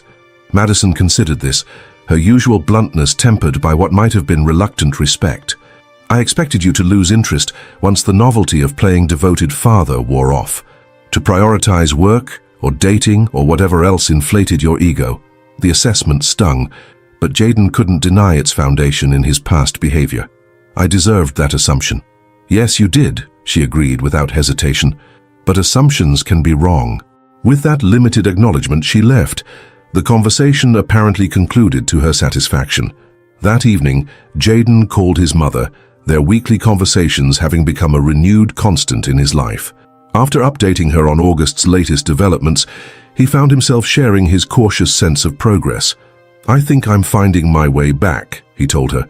"Not to what I had before, that's gone, but to something real, something better maybe." "That's the thing about rock bottom," Eleanor said gently. "The only direction left is up. Your father would be proud of how you're rebuilding, Jaden." The approval warmed him in a way professional accolades never had. "Thanks, Mum, that means a lot." Later, preparing for bed in the master suite he'd finally reclaimed from avoidance, Jaden felt a strange sense of peace. The path forward wasn't clear or guaranteed, but for the first time since August's birth, he felt capable of walking it with integrity. He checked his phone one last time to find a text from Lydia with a photo of August sleeping. tiny fist clutching the stuffed otter Jayden had bought him at the aquarium. The message read simply, "He insisted on taking Daddy's otter to bed tonight." The simple moment of connection, Lydia acknowledging his place in their son's life, sharing this small detail she didn't have to share, felt like validation of the changes he'd worked so hard to make. As Seattle's autumn rain pattered against the windows, Jayden McCormick drifted to sleep with the unfamiliar but welcome feeling that he was finally becoming the man his son deserved, and perhaps someday the man Lydia might not regret having once loved. What he couldn't see, in his cautious optimism, were the storm clouds gathering on the horizon. The past rarely releases its grip without a final reckoning, and Jayden's moment of accounting was approaching with the quiet inevitability of the tide. Winter descended on Seattle with unusual ferocity, blanketing the city in snow that transformed its steep hills into treacherous slopes. Jayden navigated the icy roads carefully, August securely fastened in his car seat as they returned from their weekend together. The toddler, now approaching 18 months, babbled happily about no man and tweez, his vocabulary expanding weekly. As they pulled up to Lydia's house, Jayden noticed an unfamiliar car in the driveway, a sensible Subaru Outback with University of Washington parking permits on the windshield. His stomach tightened instinctively. "Looks like Mommy has company," he said casually to August, who was occupied with a stuffed penguin. Madison greeted them at the door, taking August with practiced ease. "How was your weekend, big guy?" "Fishies," August declared, referring to their visit to the aquarium, now a favorite routine. "Lydia's in the kitchen," Madison told Jayden, her tone neutral, but her eyes communicating something unspoken. "She'll want to talk to you." Jayden followed the sound of conversation and laughter to the kitchen, where Lydia stood next to a tall man with salt and pepper hair and wire-rimmed glasses. They were making pasta together, moving around each other with the easy coordination of people accustomed to sharing space. Lydia looked up, her smile fading slightly as she transitioned between worlds. "Oh, hi. You're right on time." "Always," Jayden replied, his eyes fixed on the stranger. "August had a great weekend. He's really into the penguin exhibit now." "Jayden, this is Dr. Daniel Harmon," Lydia said, gesturing to the man beside her. "He's the new department chair in classical studies. Daniel, this is August's father, Jayden." Daniel wiped his hands on a kitchen towel before extending one to Jayden. "Good to finally meet you. I've heard so much about August." The deliberate phrasing, "about August, not about Jayden," was subtle but clear. This man knew exactly who Jayden was and what he had done. "Nice to meet you," Jayden managed, shaking the offered hand with professional courtesy that masked the sudden hollow feeling in his chest. Lydia seemed tense, her movements more deliberate as she checked the pasta. "Daniel and I were just making dinner. There's something I wanted to discuss with you, actually. Do you have a minute?" "Of course." Jayden followed her to the living room, hyper-aware of Daniel remaining in the kitchen, respectfully giving them space while remaining within earshot, the behavior of someone who had a right to be there. "I wanted to let you know that I've applied for a visiting fellowship at Oxford for next fall semester," Lydia said without preamble. "It's a significant opportunity for my research on Victorian women's literature." Jayden absorbed this, immediately calculating what it meant for August, for him. Oxford, as in England. Yes, she met his eyes directly. It would be September through December, 4 months. And August? The question hung between them, heavy with implications. "He would come with me, of course." She tucked a strand of hair behind her ear, a nervous gesture he recognized from their marriage. "I know this affects your time with him. That's why I wanted to discuss it early, though I won't know for certain until March if I've been accepted." Jayden felt as though the floor had dropped away beneath him. 4 months without seeing his son. 4 months during which August might forget his face, his voice, their routines together. "That's a long time at his age," he said carefully. "Development happens so quickly, he might not—" "Remember you," Lydia finished. "I've thought of that. We'd arrange video calls, regular communication, and you could potentially visit." The reasonable tone of her voice made it worse somehow. This wasn't spite or revenge, just Lydia continuing her life, pursuing her career, making decisions as August's primary parent. Decisions that necessarily impacted Jayden, but didn't require his approval. "I see." He struggled to maintain composure. "When would you decide?" "The acceptance notifications come in March, and I'd need to confirm by April." From the kitchen, Daniel called. Water's boiling over, Lyd. The casual nickname struck Jayden like a physical blow. Lyd, the intimacy of it, the comfort. This wasn't a new acquaintance. This was someone who had become significant in Lydia's life. I should go, he said abruptly. Let me know when you hear about the fellowship. In the entryway, he knelt to kiss August goodbye, holding him a moment longer than usual. I love you, buddy. Daddy will see you very soon. As he left, he glimpsed through the window the tableau forming in his absence. Madison and August returning to the kitchen, Daniel helping the toddler into his high chair, Lydia laughing at something Madison said, a complete family unit, functioning perfectly without him. The next morning, Jayden sat in Jonathan's office, staring at the proposal before him with unseeing eyes. It's the opportunity we've been waiting for, Jonathan was saying. Samsung wants a flagship development in South Lake Union. Sustainable design, mixed use, the works. They specifically requested you to lead the strategy. 6 months earlier, this would have been cause for celebration. A major international client, a prestigious project, personal vindication after his professional setbacks. Now Jayden found himself unmoved. The timeline is aggressive, he noted, flipping through the requirements. 20 months from approval to completion, which means round-the-clock commitment from the strategy team for the first 6 months at minimum. You'd need to be all in on this, Jayden. All in. The same level of professional obsession that had contributed to his marriage's destruction. The same prioritization of work over personal relationships that had defined his former self. I don't know if I can commit to that schedule, Jayden said slowly. My custody arrangement with August would need adjustments, Jonathan finished, his expression sympathetic but firm. Look, I understand your priorities have shifted, but this is the kind of project that re-establishes careers. Your career, specifically. Jayden stared out the window at the Seattle skyline, so familiar yet suddenly foreign. Can I think about it? Jonathan nodded, though his disappointment was evident. Take 48 hours, but Samsung needs an answer by Wednesday. In Dr. Chen's office that afternoon, Jayden paced as he described his dilemma. If I take on the Samsung project, I'll have to scale back time with August. If Lydia gets this Oxford fellowship, I could lose months with him altogether. And if neither of those things were factors? Dr. Chen asked. What would you want professionally? The question gave Jayden pause. I don't know anymore. The prestige, the challenge, they mattered so much before. Now they feel hollow compared to an afternoon at the playground with August. It's not necessarily an either-or situation, Dr. Chen observed. Many parents balance demanding careers with present parenting. Lydia's moving on, Jayden said abruptly, the real source of his distress finally emerging. There's someone new, a professor. They seemed comfortable together. Dr. Chen let the statement hang in the air. And how does that make you feel? Like I've been replaced. Like August will have a new father figure who gets to be there daily while I'm relegated to weekends and video calls. Jayden's voice cracked slightly. I keep thinking I've accepted the consequences of my actions. And then something new blindsides me. Did you expect Lydia to remain single? No. Yes, I don't know. Jayden ran a hand through his hair in frustration. I want her to be happy. I just didn't expect it to hurt like this. Because you still love her, Dr. Chen said simply. The observation landed with the force of revelation.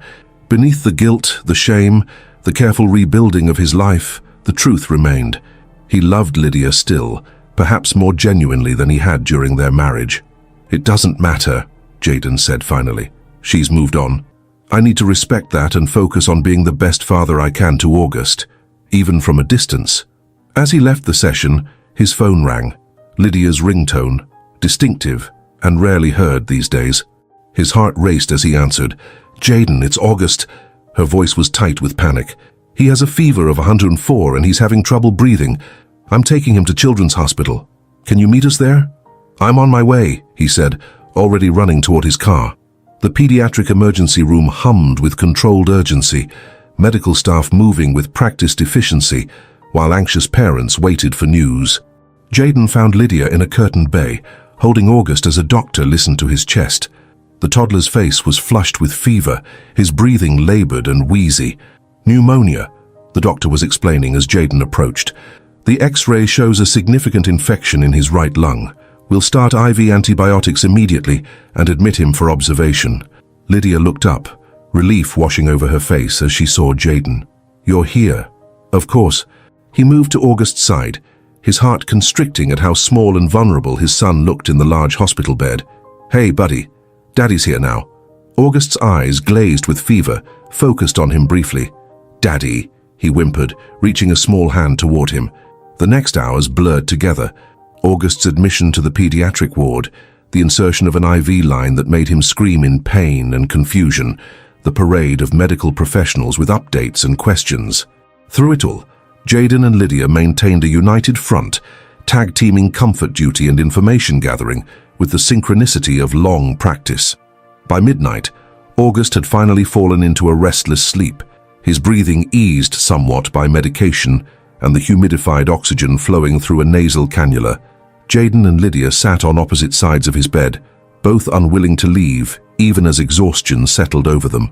"You should get some rest," Jaden told her, noting the dark circles under her eyes. "I can stay with him." Lydia shook her head. "I couldn't sleep anyway." After a pause, she added, "Thank you for coming so quickly." "You never have to thank me for that," he said quietly. "He's my son too." The simplicity of the statement hung between them, an acknowledgement of the unbreakable connection they would always share, regardless of what had happened between them. As the night deepened, they talked more than they had in months, about August's development, his emerging personality, the small details of his life that they each observed from their different vantage points. In the strange liminal space of the hospital room, the barriers between them seemed temporarily lowered by shared concern. "Daniel seems nice," Jaden said finally, the words emerging before he could reconsider. Lydia looked up, surprised by the direction. "He is. He's been very understanding about everything. How long have you been seeing him?" She hesitated, clearly weighing how much to share. "About 4 months. It started as professional collaboration on a research project. It evolved gradually." Jaden nodded, absorbing this. "Does August like him?" "He does. Daniel has 2 grown daughters from his previous marriage, so he's comfortable with children." She studied Jaden's face in the dim light. "Is that why you're asking? You're worried about August?" "Partially," he admitted, "and partially I don't know. It's strange seeing you build a new life." "A life I never planned to build," she reminded him gently. "A life I was forced to create after you destroyed our original one." The quiet statement, delivered without anger but with absolute conviction, silenced him. There was no counter-argument, no defense, only acknowledgement. "I know," he said finally, "and I'm glad you found someone who makes you happy." She looked at him for a long moment, as if searching for insincerity and finding none. "Thank you for saying that." August stirred between them, whimpering in his sleep. They both reached to comfort him, their hands brushing briefly over his small body, a moment of connection through their shared creation. 3 days later, August was discharged with a clean bill of health and a course of oral antibiotics. The brief crisis had passed, but it had forged a new level of communication between Jaden and Lydia, a reminder of their permanent connection through their son. As life returned to normal, Jaden made his decision about the Samsung project. In Jonathan's office, he laid out a counter-proposal. He would lead the strategy development, but with strict boundaries on his time commitment and with a co-lead for when his parenting responsibilities took priority. "It's unusual," Jonathan acknowledged, reviewing the proposal, "but not unworkable. It would mean a smaller role for you, less visibility." "I'm okay with that," Jaden said with newfound certainty. "My priorities have changed." That weekend, as he prepared for August's regular visit, Jaden received an unexpected email from Lydia. "After careful consideration, I've decided not to pursue the Oxford Fellowship at this time. While it's an important opportunity professionally, I believe stability is more important for August right now. This includes maintaining his relationship with you, which would be challenged by such a long separation. I wanted you to know this was my decision alone and not an invitation to revise our current arrangements. Lydia." The message left Jaden with complicated emotions, relief that August wouldn't be taken away for months, gratitude for Lydia's consideration, and a renewed sense that perhaps they were finally learning to co-parent effectively despite their painful history. He responded simply, "Thank you for letting me know. This means more than I can express." As winter gave way to early spring, Jaden settled into a new rhythm. Challenging work on the Samsung project balanced with his commitment to August, ongoing therapy with Dr. Chen, and a cautiously amicable co-parenting relationship with Lydia. Daniel remained a presence in the background, but Jayden had made peace with this new reality. Then came the letter that changed everything. It arrived on embossed stationery from Carmichael & Associates, a prestigious law firm Jayden recognized immediately. Inside was a formal notice informing him that Lydia was petitioning for full legal custody of August, with a proposal to reduce Jayden's visitation to 1 weekend per month and supervised holidays. The stated reason froze his blood. Concerning behavior, suggesting emotional instability and continued patterns of deception. Jayden called Lydia immediately, his hands shaking as he held the phone. "What is this? What concerning behavior?" "I can't discuss this directly," she replied, her voice cool and distant. "My lawyer advised against it. The petition explains our concerns." "Our concerns? You mean yours and Daniel's?" The betrayal felt fresh and sharp, cutting through the careful rebuilding of trust. "After everything, the hospital, your email about Oxford, how could you do this?" "This isn't about Oxford or the hospital, Jayden. My lawyer will be in touch with yours." The call ended, leaving him staring at the phone in disbelief. He read through the petition again, searching for specifics. There were vague references to unreliability and questionable decision-making, but nothing concrete. It made no sense after months of improving relations and co-parenting successes, unless there was something he didn't know, something that had changed Lydia's perspective entirely. The following day, Jayden sat in his lawyer's office, the petition spread between them on the polished desk. Catherine Winters, a formidable family law attorney with 20 years of experience, studied him with evaluative eyes. "This petition is unusual, given your recent co-parenting history," she observed. "Has anything happened to trigger such a dramatic change?" "Nothing," Jayden insisted. "Things have been better than ever. August recovered from pneumonia. Lydia decided against the Oxford Fellowship. We've been communicating well." Catherine tapped her pen against the petition. "These allegations are deliberately vague, which suggests they're either fishing for evidence or what? Or they have something substantial they're not revealing yet. A strategy to catch you off guard at the hearing." She leaned forward. "I need you to be completely honest with me, Jayden. Is there anything at all that could be used against you?" He thought about the past several months, his therapy sessions, his scaled-back work schedule, his consistent visitations with August. "Nothing I can think of. I've rebuilt my entire life around being a reliable father." The petition mentions continued patterns of deception. Could this relate to something beyond the original infidelity? Jayden shook his head. "I've been completely transparent with Lydia about everything.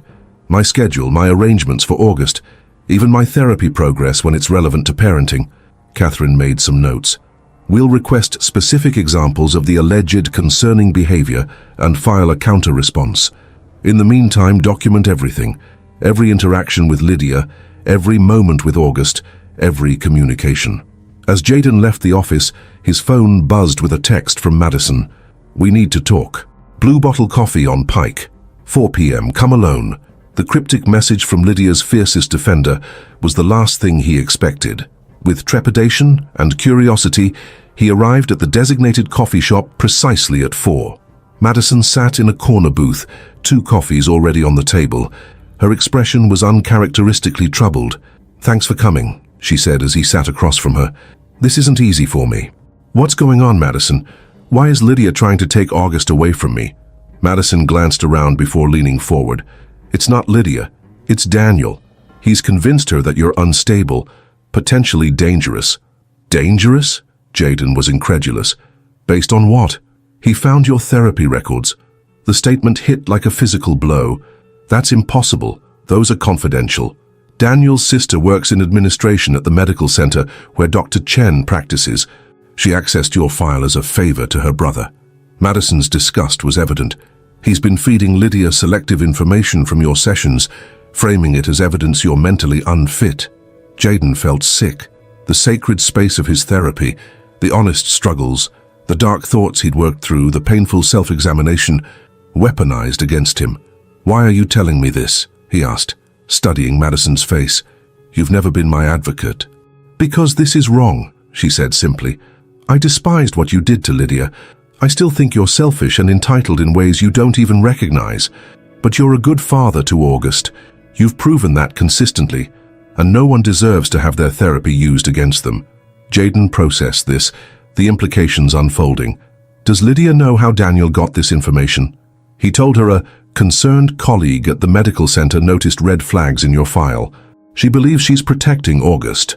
Madison's expression softened slightly. Lydia isn't vindictive, Jayden. She genuinely thinks you're hiding serious issues. I need to talk to her directly, make her understand. She won't listen. Daniel has been very persuasive. Madison hesitated. There's more. He's pushing her to move to Boston. He's been offered a position at Harvard starting this summer. The floor seemed to drop out from under Jayden. That's across the country. She can't just take August. With full custody, she could. That's what this is really about. Madison pushed a folder across the table. These are copies of emails between Daniel and his sister, and between Daniel and a contact at Harvard. I found them when I was using Lydia's laptop. She has no idea I have these. Jayden stared at the folder. Why, Madison? After everything, why help me now? Because August deserves both his parents, she replied firmly. And because I've watched you change, really change over the past year. You're not the same man who betrayed Lydia. I didn't want to admit that for a long time, but it's true. As Madison left, Jayden remained at the table, the folder before him containing evidence of a betrayal nearly as profound as his own had been, the manipulation of Lydia's trust and fears to serve another's agenda. The confrontation came sooner than expected. That evening, Jayden drove to Lydia's house, the folder of evidence beside him, his heart racing with adrenaline and righteous anger. Daniel's car was in the driveway, exactly as he'd anticipated. Lydia answered the door, her expression shifting from surprise to wariness. Jayden, this isn't appropriate. Our lawyers should be communicating. We need to talk, now. He kept his voice low but firm. It's about Daniel and how he got my therapy records. Her eyes widened slightly, enough to confirm Madison's story. August is asleep. I don't want to argue in front of him. Then let's talk outside. On the front porch, with Seattle's spring rain providing a steady backdrop, Jayden laid out everything Madison had told him, presenting the emails as evidence. Lydia read them silently, her face growing paler with each page. This can't be right, she whispered, but the uncertainty in her voice betrayed her doubts. Call my therapist directly, Jayden urged. Ask him if I've ever shown any behavior that would make me a danger to August. Ask him about the ethics of accessing confidential records. Ask him anything you want. The front door opened, and Daniel stepped out, his expression darkening as he took in the scene. Lydia, what's going on? She turned to him, the open folder in her hands. Did you access Jayden's private therapy records through your sister? Daniel's hesitation was brief, but damning. I did what was necessary to protect you and August. The things he's discussed in therapy were private, Jayden interrupted, his voice tight with controlled fury, and protected by doctor-patient confidentiality laws, which you and your sister violated. That's a criminal offense. You have no idea what's in those records, Daniel continued, addressing Lydia while ignoring Jayden. His anger issues, his narcissistic tendencies. Stop. Lydia's voice cut through the night air. Just stop. She turned to Jayden, her expression a complex mix of emotions. I need time to process this, to speak to Dr. Chen myself. You also need to know he's been pushing for the Harvard position, Jayden added, pointing to the relevant emails. This custody petition isn't about protecting August. It's about making it possible to move him across the country. Lydia's shocked gaze shifted to Daniel, who had the grace to look uncomfortable. You told me you turned down Harvard months ago. The silence that followed was answer enough. I think you should go, she told Daniel quietly. We'll talk tomorrow. Lydia, don't let him manipulate you, Daniel protested. Everything I did was to protect yourself and your plans, she corrected. Please leave now. After Daniel reluctantly departed, Lydia and Jayden stood in silence, the rain intensifying around them. I'm not dangerous to August, Jayden said finally. Everything I've done, the therapy, the career changes, all of it, has been to become a better father to him. I know, she whispered, tears mingling with raindrops on her face. I think I've always known that. But when Daniel showed me those therapy notes, taken out of context, you were scared, I understand that. Jayden stepped closer, careful not to crowd her. I've given you every reason to distrust me in the past, but not about this, never about August. Lydia nodded slowly, wiping tears with the back of her hand. I'll withdraw the petition tomorrow, and I'll call Dr. Chen myself to apologize for this invasion of privacy. The relief was overwhelming, but Jaden sensed there was more to say. And Harvard? Boston? There is no Harvard, she said with finality. Not for us. August belongs here, with both his parents.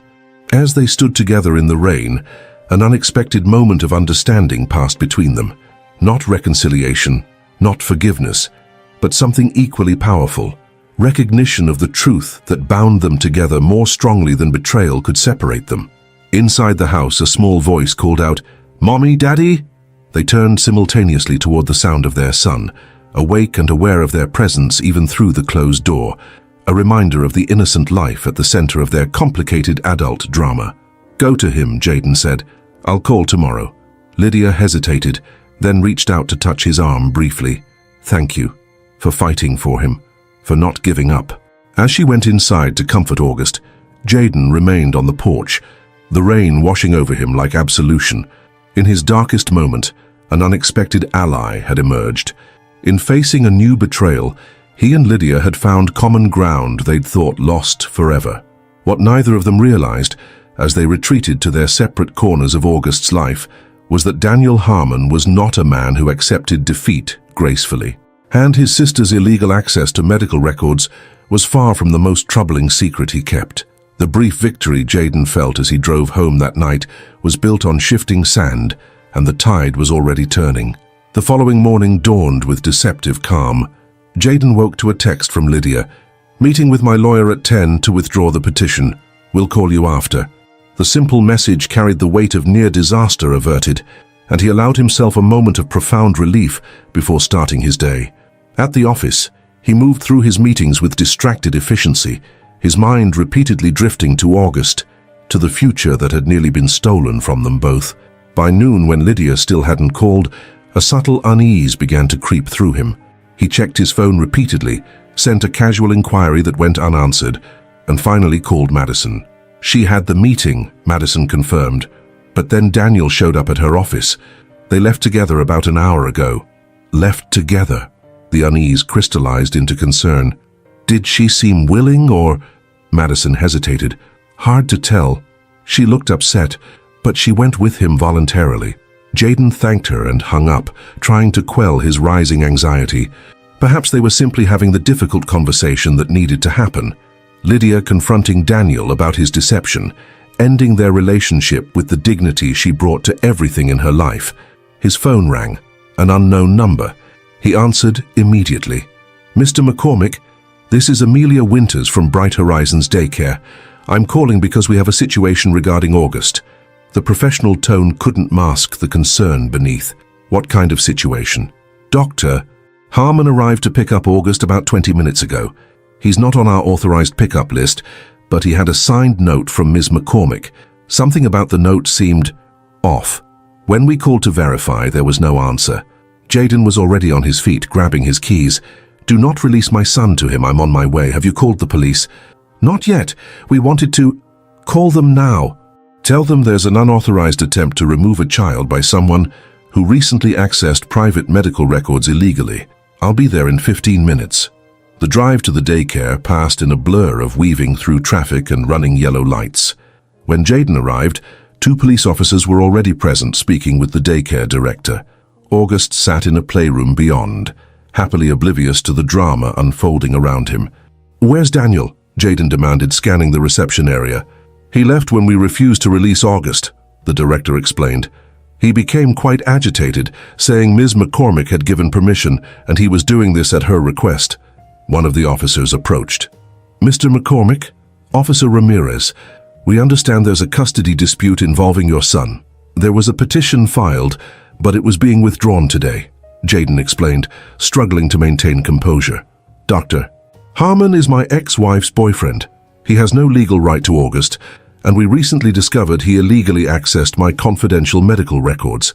The officer made notes while her partner spoke quietly into his radio. "We'll need to verify all this. In the meantime, your son remains safe here." "I need to find Lydia," Jaden insisted. "Something isn't right. Do you have reason to believe she's in danger?" The question gave Jaden pause. Did he? Daniel's actions were manipulative, underhanded, possibly illegal, But dangerous? He had no evidence to suggest physical threats.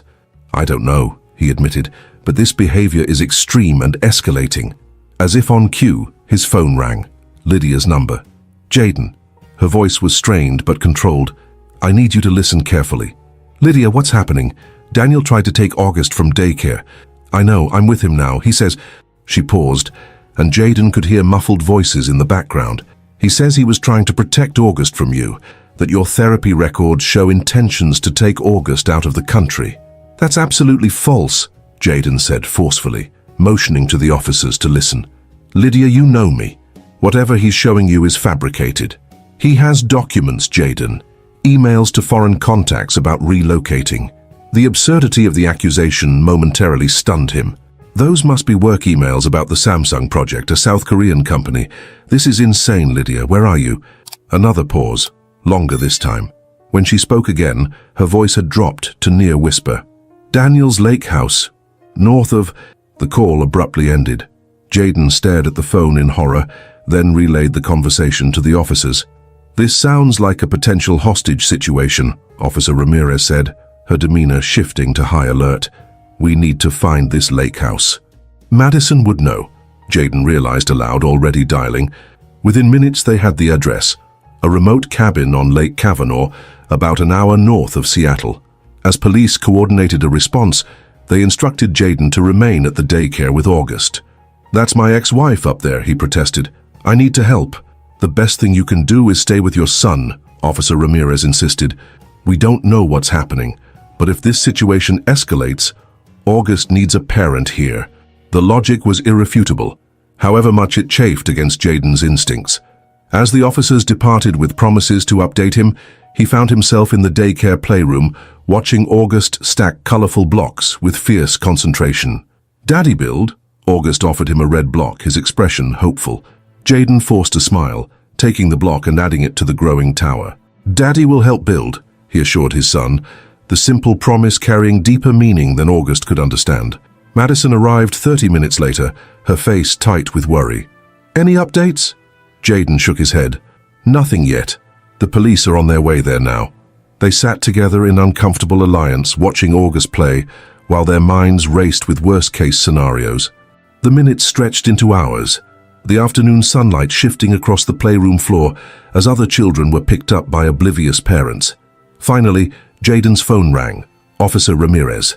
We have her, the officer reported. Ms. McCormick is safe. She's shaken but unharmed. The relief was so profound that Jayden had to sit down. And Daniel? In custody. There's a lot to sort out, but initial evidence suggests some serious issues beyond what we knew. When we arrived, he was destroying documents and electronic devices. Can I speak to Lydia? She's being transported to Northwest Hospital for evaluation, standard procedure in these cases. She asked that you bring August there when you can.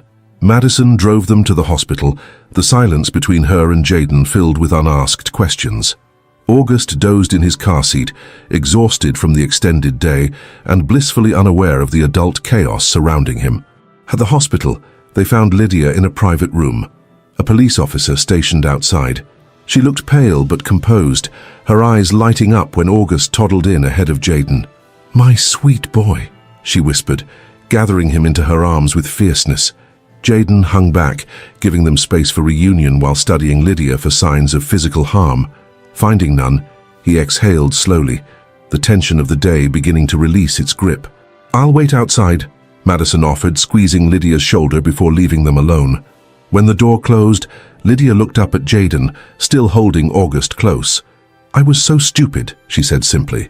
No, he countered immediately. You trusted someone who deliberately manipulated you. That's on him, not you. She shook her head. I should have seen it.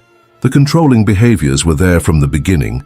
Subtle suggestions about August's routine, comments about my parenting decisions, gradually isolating me from colleagues. Classic patterns I should have recognized. What happened today? At the lake house? Lydia stroked August's hair as he played with her necklace, the familiar motion seeming to center her.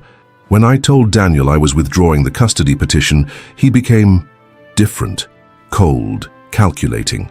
He said he had more evidence of your instability, documents proving you were planning to flee the country with August. She took a shuddering breath. When I demanded to see these documents, he insisted they were at the lake house.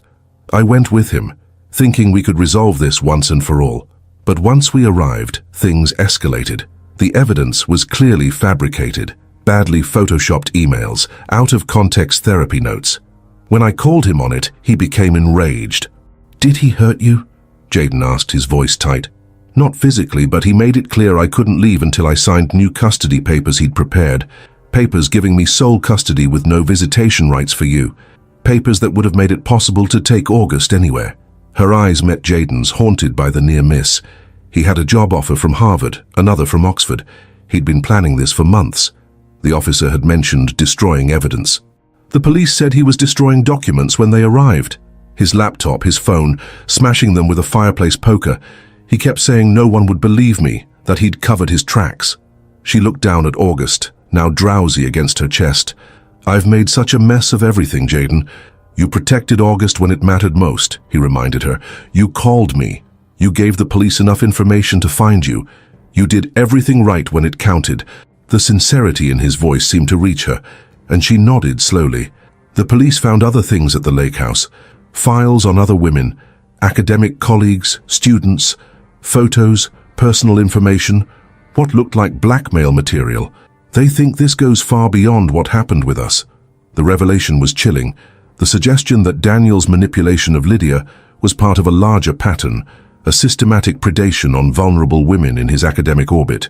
"What happens now?" Jaden asked, finally taking a seat beside her bed. "Police interviews, possible testimony if charges are filed. The university will conduct an investigation." She sounded exhausted by the prospect. "And I need to file a formal apology with the medical board about the privacy violation involving your therapy records." "You don't need to." "Yes, I do." Her determination was absolute. "What happened to you was wrong, Jaden. Your privacy was violated in the worst way, and I was complicit, however unwittingly." August had fallen asleep against her, his small body totally relaxed in his mother's arms. Watching them, Jaden felt a complex mix of emotions, relief at their safety, fury at Daniel's manipulation, and beneath it all a profound gratitude that despite everything, they had found their way back to this moment of truth between them. "We should let you rest," he said finally. "Do you want me to take August tonight?" Lydia hesitated, then nodded. "If you wouldn't mind. The police have more questions, and I'm not sure when I'll be released." As he carefully transferred their sleeping son from her arms, their hands brushed.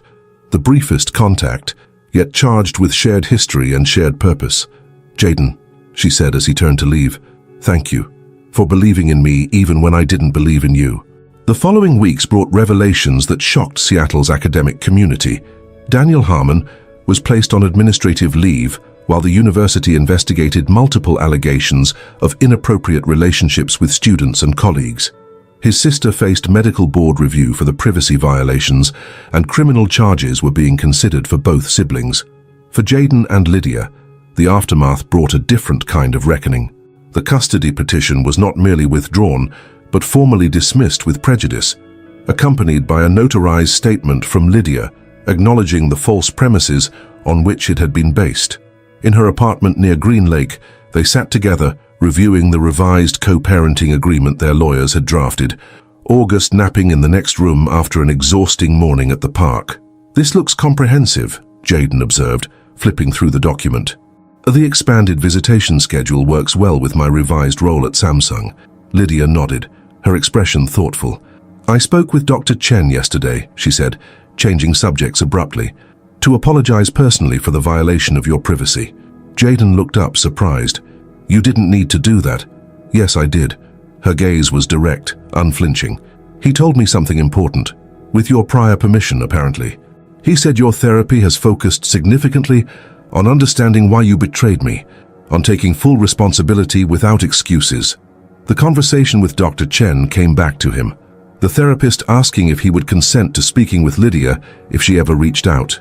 His immediate agreement. "It's true. Understanding my choices has been central to the work." He also said, "You've never blamed me." Not once in all those sessions. Her voice wavered slightly. "Even when discussing our conflicts, you've consistently acknowledged your responsibility." Jaden set down the papers, giving her his full attention. "Because it was my responsibility. My choices destroyed what we built together. But I wasn't perfect either, Lydia admitted quietly. I was absorbed in my academic work, in the fertility treatments. I prioritized having a child over nurturing our relationship. That doesn't excuse what you did, but it's part of the complete picture. The acknowledgement, so unexpected, so generous, left Jayden momentarily speechless. I've been seeing my own therapist, she continued when he didn't respond, since the incident with Daniel. She's helped me see that while I was a victim of your betrayal, I've sometimes used that status to avoid examining my own contributions to our dysfunction. Lydia, you don't need to... I do, she interrupted gently. For August's sake, if not for our own. We need to find a way forward that isn't defined solely by what broke us. The wisdom in her words resonated deeply. For all his therapy, all his self-examination, Jayden had continued to view their relationship through the lens of his betrayal, his sin, her victimhood, a binary that simplified and calcified their complex history. What would that look like, he asked, moving forward differently? She considered this, tucking a strand of hair behind her ear in the gesture he remembered so well. Honesty first and always, real collaboration as August's parents, and perhaps friendship eventually. I'd like that, he said softly, though I'm not sure I deserve it. This isn't about deserving, Lydia replied with unexpected gentleness. It's about choosing what serves August best, and having two parents who can communicate without resentment or blame serves him better than perfect justice ever could. From the bedroom came August's sleepy call, "Mommy, Daddy?" They shared a smile, genuine, unguarded, before rising together to attend to their son. Summer arrived in Seattle with uncharacteristic brilliance, the city basking in sunshine that transformed its usual gray-green palette to vibrant technicolor. In a small courtroom downtown, Daniel Harmon stood expressionless as the judge delivered the ruling, guilty on multiple counts of harassment, extortion, and privacy violations. His sister had already accepted a plea deal, surrendering her medical license and avoiding jail time in exchange for testimony against her brother. Lydia sat in the back row, Madison beside her for support. She had testified earlier in the proceedings, her clear, composed account of Daniel's manipulation laying bare a pattern that multiple other women had subsequently confirmed. When the sentence was announced, 8 years with possibility of parole after 5, she felt not vindication but a quiet relief that this chapter was closing. Outside the courthouse, reporters clustered with questions about the Professor Predator case that had captured public attention. Lydia slipped past them with practiced discretion, finding Jayden waiting by his car as planned. "You didn't have to come," she said, though her relief at seeing him was evident. "I wanted to be here in case you needed anything." He opened the passenger door for her. "How are you feeling?" "Drained, but resolved." She settled into the seat with a sigh. "Where's August?" "With my mother. She flew in yesterday, remember? They're having a grandma day at the aquarium." Lydia smiled at the image. Eleanor McCormick had become an unexpected ally in recent months, her practical warmth and lack of judgment bringing a healing presence to their fractured family system. As Jayden navigated through downtown traffic, Lydia gazed out at the city, at the familiar skyline that had witnessed both the destruction and gradual reconstruction of her life. "I've been offered the Oxford Fellowship again," she said suddenly. "For next spring, not fall." Jayden absorbed this, his expression carefully neutral. "Will you take it?" "I'm considering it." She turned to face him directly. "It would be 4 months, but I was thinking perhaps August could stay with you for 2 of those months, and I'd take him for the other 2. We could make it work with video calls, visits." The proposal, so different from the crisis that had erupted around this same opportunity months earlier, reflected how far they had come, not back to what they were, but forward to something new and potentially stronger. "We could make that work," Jayden agreed. "August would miss you, but 2 months with each of us is better than 4 months away from either." They had reached her apartment, but neither moved to exit the car immediately. "There's something else," Lydia said hesitantly. "The university has placed me on the committee investigating faculty misconduct in the wake of Daniel's case. It's important work, but it means revisiting some difficult material." "Do you want me to recommend someone?" Jayden offered.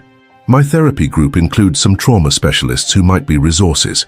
She smiled at his immediate shift to practical support. "Actually, I was wondering if you'd be willing to take August for an extra weeknight during the committee's initial phase, just until the semester ends." Of course, he replied without hesitation, whatever you need. The simple exchange, request and response, need and accommodation, exemplified their new dynamic. Not the passionate connection of their marriage, nor the cold formality of their early divorce, but something pragmatic and caring built on the foundation of their shared love for August. "Would you like to come up?" Lydia asked. "Mom texted that they won't be back for another hour, and I made that quinoa salad you liked last time." The invitation, casual, friendly, marked another small step in their evolution. "I'd like that," Jaden replied, switching off the engine. In her apartment, they moved with the ease of long familiarity, setting out lunch while discussing August's latest developmental leaps. The conversation flowed naturally to work updates, community news, the ordinary exchanges of people who knew each other well. "I sold the downtown apartment," Jaden mentioned as they sat down to eat. "Finalizing next week." Lydia nodded, understanding the significance. That apartment, the site of his infidelity, the secret space he'd maintained during their marriage, had represented the worst of what he'd been. Its sale was another closing chapter. "What will you do with the proceeds?" she asked. "Half goes to August's college fund," he replied. "The rest to a scholarship program for single parents returning to school. Seems fitting." She studied him thoughtfully. "You've changed, Jaden. Not just surface changes, but deep down." "I had powerful motivation," he acknowledged. "Losing you, nearly losing August, it strips away pretense pretty effectively." "Not everyone learns from loss," Lydia observed. "Some people just become bitter, entrenched in their worst patterns." "I had help," he reminded her. "Dr. Chen, my mother, even Madison in her terrifying way." They shared a smile at that. Madison's fierce loyalty had eventually extended in modified form to include respect for Jaden's role in August's life. "Have you thought about dating again?" Lydia asked unexpectedly. The question caught him off guard. "Not seriously," he admitted. "There have been opportunities, but..." He shrugged. "It hasn't felt important compared to other priorities. August and work, and rebuilding trust with you," he added quietly. "That's mattered more than finding someone new." She absorbed this, her expression unreadable. "I appreciate that, but you should know. I want you to be happy, Jaden. Completely happy, not just functional. That includes finding someone when you're ready." The generosity of the statement, from the woman he had hurt most deeply, humbled him. "Thank you for that. The same goes for you, you know. When you're ready." They finished lunch with lighter conversation, and when Eleanor texted that she and August were on their way back, they cleared the table together with the synchronized movements of long practice. At the door, as Jaden prepared to leave, Lydia surprised him with a brief hug, their first physical contact beyond necessary interactions since before their separation. "Thank you," she said simply, "for being here today. For everything, really." He returned the embrace carefully, conscious of its significance. "Always," he promised, and they both knew he meant it. Christmas Eve brought snow to Seattle, transforming the city into a holiday postcard. In the Medina house, now warmed by renovation and redecoration that had erased its former sterile perfection, August ran excited circles around the living room in flannel pajamas. "Santa coming?" he asked for the dozenth time, his 2-year-old vocabulary expanding daily. "After you sleep," Jaden assured him, adjusting the stockings hung by the gas fireplace. "Remember what we talked about? Santa needs children to be asleep." August considered this with comical seriousness before nodding. "I sleep good." The doorbell rang and August raced toward it shouting, "Mommy, Mommy here." Lydia entered in a swirl of snowflakes, her cheeks flushed from the cold, arms laden with presents. Following her was Madison, similarly burdened, and Eleanor carrying a casserole dish that filled the entry with savory aromas. "Perfect timing," Jaden greeted them, taking packages and coats. August was just negotiating his bedtime with Santa's representatives. The adults exchanged amused glances as August launched into an elaborate explanation of his day, his limited vocabulary supplemented by expansive gestures. This was their new tradition: Christmas Eve at Jaden's, Christmas morning at Lydia's, the holiday shared between households with Madison and Eleanor as extended family.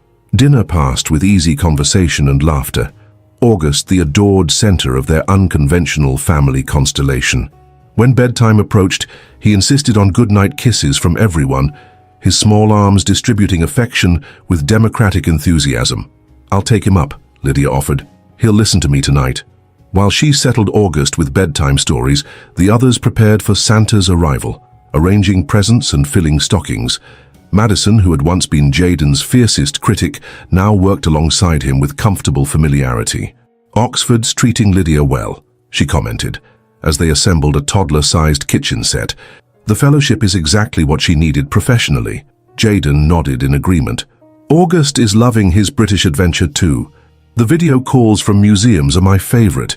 He's so excited to show me everything." Since September, Lydia and August had been in Oxford for her 2-month segment of the fellowship. Jaden's 2 months with August would begin after the holidays, an arrangement they had planned meticulously to minimize disruption to their son's routine. "You're handling the separation better than I expected," Madison observed, testing a cabinet door on the toy kitchen. "It helps that it's temporary and planned," Jaden replied, "and seeing them so happy, so fulfilled, it makes it worthwhile." When Lydia returned downstairs, they finished the Christmas preparations together, working with the coordination of people who knew each other's rhythms implicitly. Later, as Madison and Eleanor said their goodnights and departed into the snowy evening, Lydia lingered. "I should go too," she said, though her tone suggested reluctance. "Early morning tomorrow with an excited toddler. Stay for one more cup of tea?"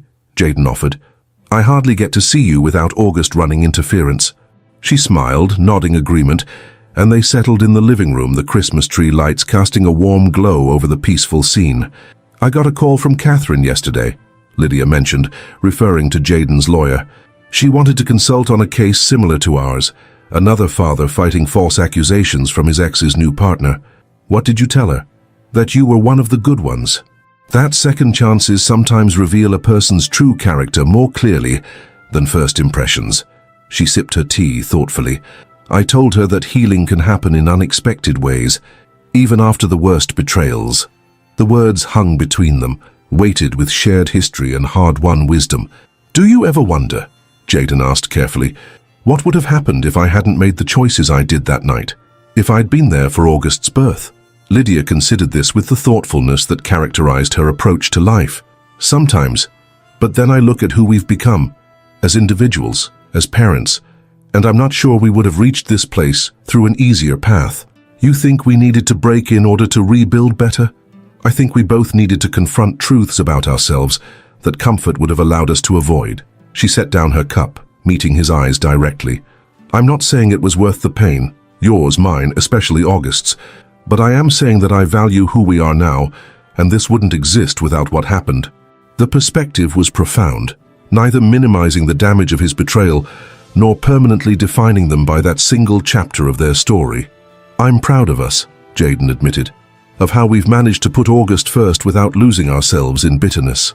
"So am I," Lydia smiled softly. "It took both of us to get here." As midnight approached, she rose to leave, gathering her coat and purse. At the door, she paused, looking back at the home they had once shared, now transformed into something that reflected Jaden's evolution. Warmer, more genuine, less concerned with appearance than substance. "Merry Christmas, Jaden," she said, her voice carrying all the complex history between them. "Merry Christmas, Lydia," he replied, watching as she walked to her car through gently falling snow. Inside, he checked on August one last time, his heart swelling at the sight of his son sleeping peacefully amid stuffed animals, secure in the knowledge that both his parents loved him completely. Tomorrow would bring Christmas joy, the day after would continue their journey as co-parents, and the future stretched before them. Not perfect, not what they had once planned, but beautiful in its hard-won authenticity. In the quiet of the sleeping house, Jaden reflected on the path that had brought him here. The betrayal that had shattered his perfect life had ultimately forced him to build something real from the ruins, something based not on appearance or achievement, but on genuine love, integrity, and the daily choice to be worthy of his son's trust. It wasn't the life he had mapped out for himself all those years ago, climbing the corporate ladder with ruthless ambition. It was something far more valuable, a life of meaning, of presence, of connections that transcended the shallow success he'd once pursued. As the snow continued to fall outside, blanketing Seattle in pristine white, Jaden McCormick finally understood the lesson his father had tried to teach him long ago. True wealth had nothing to do with bank accounts or status symbols, and everything to do with the people who trusted you to keep your promises. especially when keeping them was hardest. Tomorrow, August would wake with Christmas excitement, his joy multiplied by the presence of all the adults who loved him. And in that moment, witnessing his son's happiness, Jaden would receive the greatest gift of all, the knowledge that despite his worst mistakes, he had found his way back to what truly mattered, not through perfect performance, but through the messy, difficult, essential work of genuine redemption. 3 years later, cherry blossoms floated like pink snow over Green Lake Park, where 5-year-old August McCormick raced ahead on his blue bicycle, training wheels recently removed. Behind him, Jaden jogged to keep pace, ready to steady the wobbling bike if needed. "Look, Dad, no hands," August called out, promptly grabbing the handlebars again as the bike veered dangerously. "Hands on the bars, buddy," Jaden reminded him, smiling at his son's fearless enthusiasm. At 5, August had Jaden's dark hair and determination, balanced by Lydia's thoughtfulness and curiosity, a combination that made him both adventurous and surprisingly reflective for his age. They completed their circuit around the lake, arriving at the playground where Lydia waited on a bench, grading papers while enjoying the spring sunshine. She looked up as they approached, her face lighting with the smile reserved exclusively for August. "Did you see me?" August abandoned his bike to race toward her. "I didn't fall once." "I saw you from here," she assured him, wrapping him in a quick hug before he squirmed away toward the playground equipment. Very impressive. Jaden secured the bike to a nearby rack before joining her on the bench. "He's getting faster every day. I'm going to need to start training if I want to keep up." Lydia laughed, the sound easy and genuine. The famous Jaden McCormick, outpaced by a kindergartner. How the mighty have fallen. The teasing held no malice, just the comfortable familiarity they had cultivated over the past 3 years. Their relationship had evolved into something neither could have predicted in the aftermath of their divorce. Not rekindled romance, but a deep friendship built on shared purpose and mutual respect. "He's excited about tomorrow," Jaden mentioned, watching August climb the play structure with confident agility. "Wouldn't stop talking about the school camping trip all weekend." "I've triple-checked his packing list," Lydia replied, "though I'm still nervous about an overnight trip at his age." "Says the woman who took him to Oxford for 2 months, Jaden reminded her with a smile. "He'll be fine. Madison will be there as a parent chaperone, and you know nothing gets past her." The mention of Madison brought a smile to Lydia's face. Her best friend had recently been promoted to partner at her law firm, specializing in cases involving family privacy violations, a career direction directly influenced by their experience with Daniel. Madison remained fiercely protective of August, though her relationship with Jaden had gradually transformed from grudging tolerance to genuine respect. "How's the Richardson project going?" Lydia asked, switching topics as she gathered her papers. "Final approvals came through yesterday. It's officially the largest sustainable development in Seattle's history." The pride in Jaden's voice was evident, but tempered. Professional success no longer defined his self-worth the way it once had. Under his leadership, McCormick Investments had pivoted toward environmentally conscious development, focusing on affordable housing and community spaces. The company's transformation mirrored his own, earning both financial success and a reputation for integrity that had gradually overshadowed the scandal of years past. "That's wonderful, Jaden. Your father would have been proud." Lydia's observation reflected her genuine understanding of what truly mattered to him now. They watched August in comfortable silence, these Sunday afternoon park visits having become a cherished routine. 3 times a week August stayed with Jaden, the rest of the time with Lydia. Major holidays were shared, decisions made jointly, milestones celebrated together. It wasn't the family structure either had envisioned, but it worked with a harmony few divorced couples achieved. "Oh, I meant to tell you," Lydia said suddenly. "I ran into Ariadne Mitchell last week at a downtown fundraiser." Jaden's eyebrows raised in surprise. "I didn't realize she was back in Seattle." Apparently she's heading the West Coast division of some major development firm now. She asked about August. Lydia's tone remained neutral, the events of the past having lost their power to wound. She seemed genuinely contrite about everything that happened. Ariadne had returned to Los Angeles after the scandal, eventually leaving McCormick Investments entirely. Jaden had neither seen nor spoken to her since those chaotic days. Her role in his life filed away as a painful lesson rather than an ongoing connection. "Small city," he remarked simply. "That's what I told her," Lydia agreed. though it's a testament to how far we've come that we could have a civil conversation about mutual acquaintances at a charity event. Indeed, Seattle's social circles had gradually absorbed and processed the scandal that had once been prime gossip fodder. The dramatic elements, Jaden's affair, the emergency birth, the custody battle, Daniel's ultimate imprisonment, had faded into the background of more recent dramas. Those who remembered the details noted with approval how the former couple had transcended their painful history to co-parent effectively, their public interactions marked by evident goodwill. "Mom, Dad, watch this," August called from the top of the slide, waving with both hands in a way that made Jaden instinctively move closer in case he fell.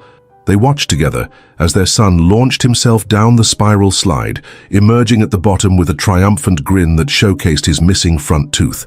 "Did you see? I went super fast." "Super fast," Lydia confirmed solemnly. Olympic-level sliding. Satisfied with this assessment, August raced back to the ladder for another attempt.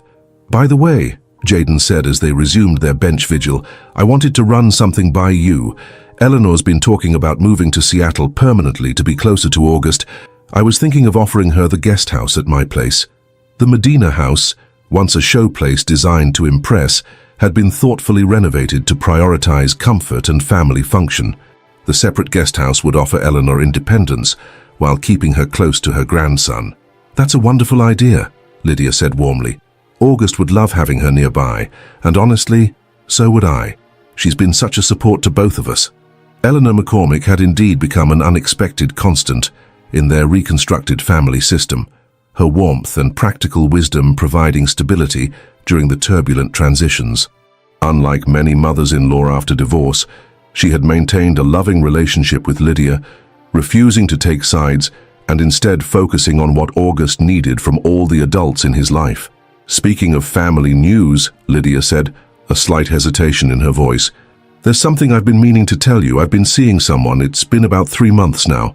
Jaden nodded, processing this information. "Anyone I know?" "Professor in the history department. His name is Michael Chen."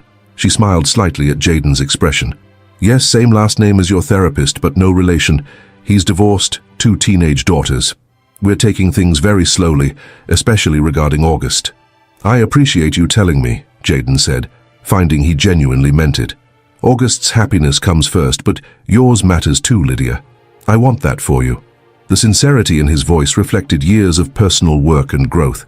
The jealousy that might once have consumed him had mellowed into something more mature, the recognition that Lydia deserved happiness, that August benefited from seeing his mother fulfilled, that their family could expand to include new connections without threatening existing bonds. "Thank you," she said simply. "That means a lot." As afternoon shifted toward evening, they gathered August and his bicycle for the transition that had become routine. Sunday dinner together at a local restaurant before August returned to Lydia's for the school week. At the small Italian place they frequented, August regaled them with elaborate kindergarten politics and dinosaur facts, his animated conversation drawing fond smiles from nearby diners. Jaden and Lydia listened attentively, occasionally exchanging glances of shared amusement or pride, the silent communication of parents who knew their child completely. When August excused himself to examine the fish tank near the restaurant's entrance, within clear sight of both parents, Lydia turned to Jaden with unexpected seriousness. "Do you ever regret it?" she asked quietly. "How everything happened between us?" The question caught him off guard, especially after years of carefully avoiding revisiting the past. "Every day," he answered honestly. "I regret the pain I caused you, the risk to August, the destruction of what we had." She nodded, accepting this. "But I've been thinking lately, if you hadn't made those choices, if we'd continued as we were, would we have become who we are now? Would you have found this version of yourself without hitting rock bottom first?" It was a profound question, one that echoed conversations they'd had years earlier, but with the added perspective of time. "I'd like to think I would have evolved anyway," Jaden said slowly. "But the truth is, I don't know. Loss has been my greatest teacher. I just wish the lesson hadn't been at your expense." "Not just at my expense," Lydia corrected gently. "You lost as much as I did, Jaden. Maybe more in some ways." August returned to the table, interrupting the moment of reflection with urgent news about the largest fish having hidden behind the castle decoration. The conversation shifted back to safer territories, school projects, summer plans, August's upcoming baseball registration. As they prepared to leave, August suddenly asked, "Can Dad come see my school play next week? I'm going to be a tree, and trees are very important parts." Lydia smiled. "Of course he can. Dad wouldn't miss seeing you as a tree, would he?" "Not for anything in the world," Jaden confirmed, ruffling August's hair affectionately. Outside the restaurant, as they prepared to part ways, August insisted on a group hug, a ritual he had instituted himself years earlier. Jaden and Lydia obliged, creating a circle of arms around their son, their faces momentarily close above his head. "Thank you," Jaden said quietly, meeting Lydia's eyes. "For everything." She held his gaze, understanding the depth behind his simple words. "We made it through the worst. That's something to be proud of." As August climbed into Lydia's car, chattering about the week ahead, Jaden stood on the sidewalk, watching them prepare to leave. Through the window, Lydia caught his eye one last time, offering a smile that carried neither romantic longing nor lingering resentment, just the peaceful recognition of their shared journey. Later that night, in his Medina home that no longer echoed with emptiness, Jaden sat in his study reviewing final plans for the Richardson project. His phone chimed with a text from Lydia, a photo of August asleep, surrounded by stuffed animals with a simple caption, "Ready for his big camping adventure tomorrow." Tree rehearsal apparently very exhausting. He smiled, sending back a thumbs-up emoji before returning to his work. On his desk sat a framed photograph he treasured. August at 3 perched on Jaden's shoulders at the Seattle Aquarium, Lydia beside them explaining something about the octopus display, all three faces alight with genuine happiness. Not the perfect family he had once envisioned, but perhaps something more valuable, a family rebuilt with intention, honesty, and the hard-won wisdom that comes only through facing one's deepest failures. The betrayal that had once defined them had ultimately transformed into redemption, not through forgetting or minimizing the pain, but by moving through it towards something neither of them could have imagined on that fateful night when August entered the world. A family bound not by legal documents or social conventions, but by the daily choice to put love before pride, growth before grievance, and their son's well-being before all else. Outside his window, Seattle's lights glimmered against the night sky, the same city where he had once lost everything. Now, as spring blossoms drifted through the darkness like memories of harder seasons past, Jaden McCormick understood that sometimes the greatest gift of betrayal is the person you become when you find your way back to what truly matters. If this story touched your heart and you want to keep following inspiring and moving stories, be sure to check out our upcoming videos, subscribe to our channel, and turn on notifications to stay updated on new content that can brighten your journey and provide valuable insights. Join us and keep exploring stories that truly matter. I'm sure the next video that pops up on your screen will touch you as well, so click on it now and we'll see you there.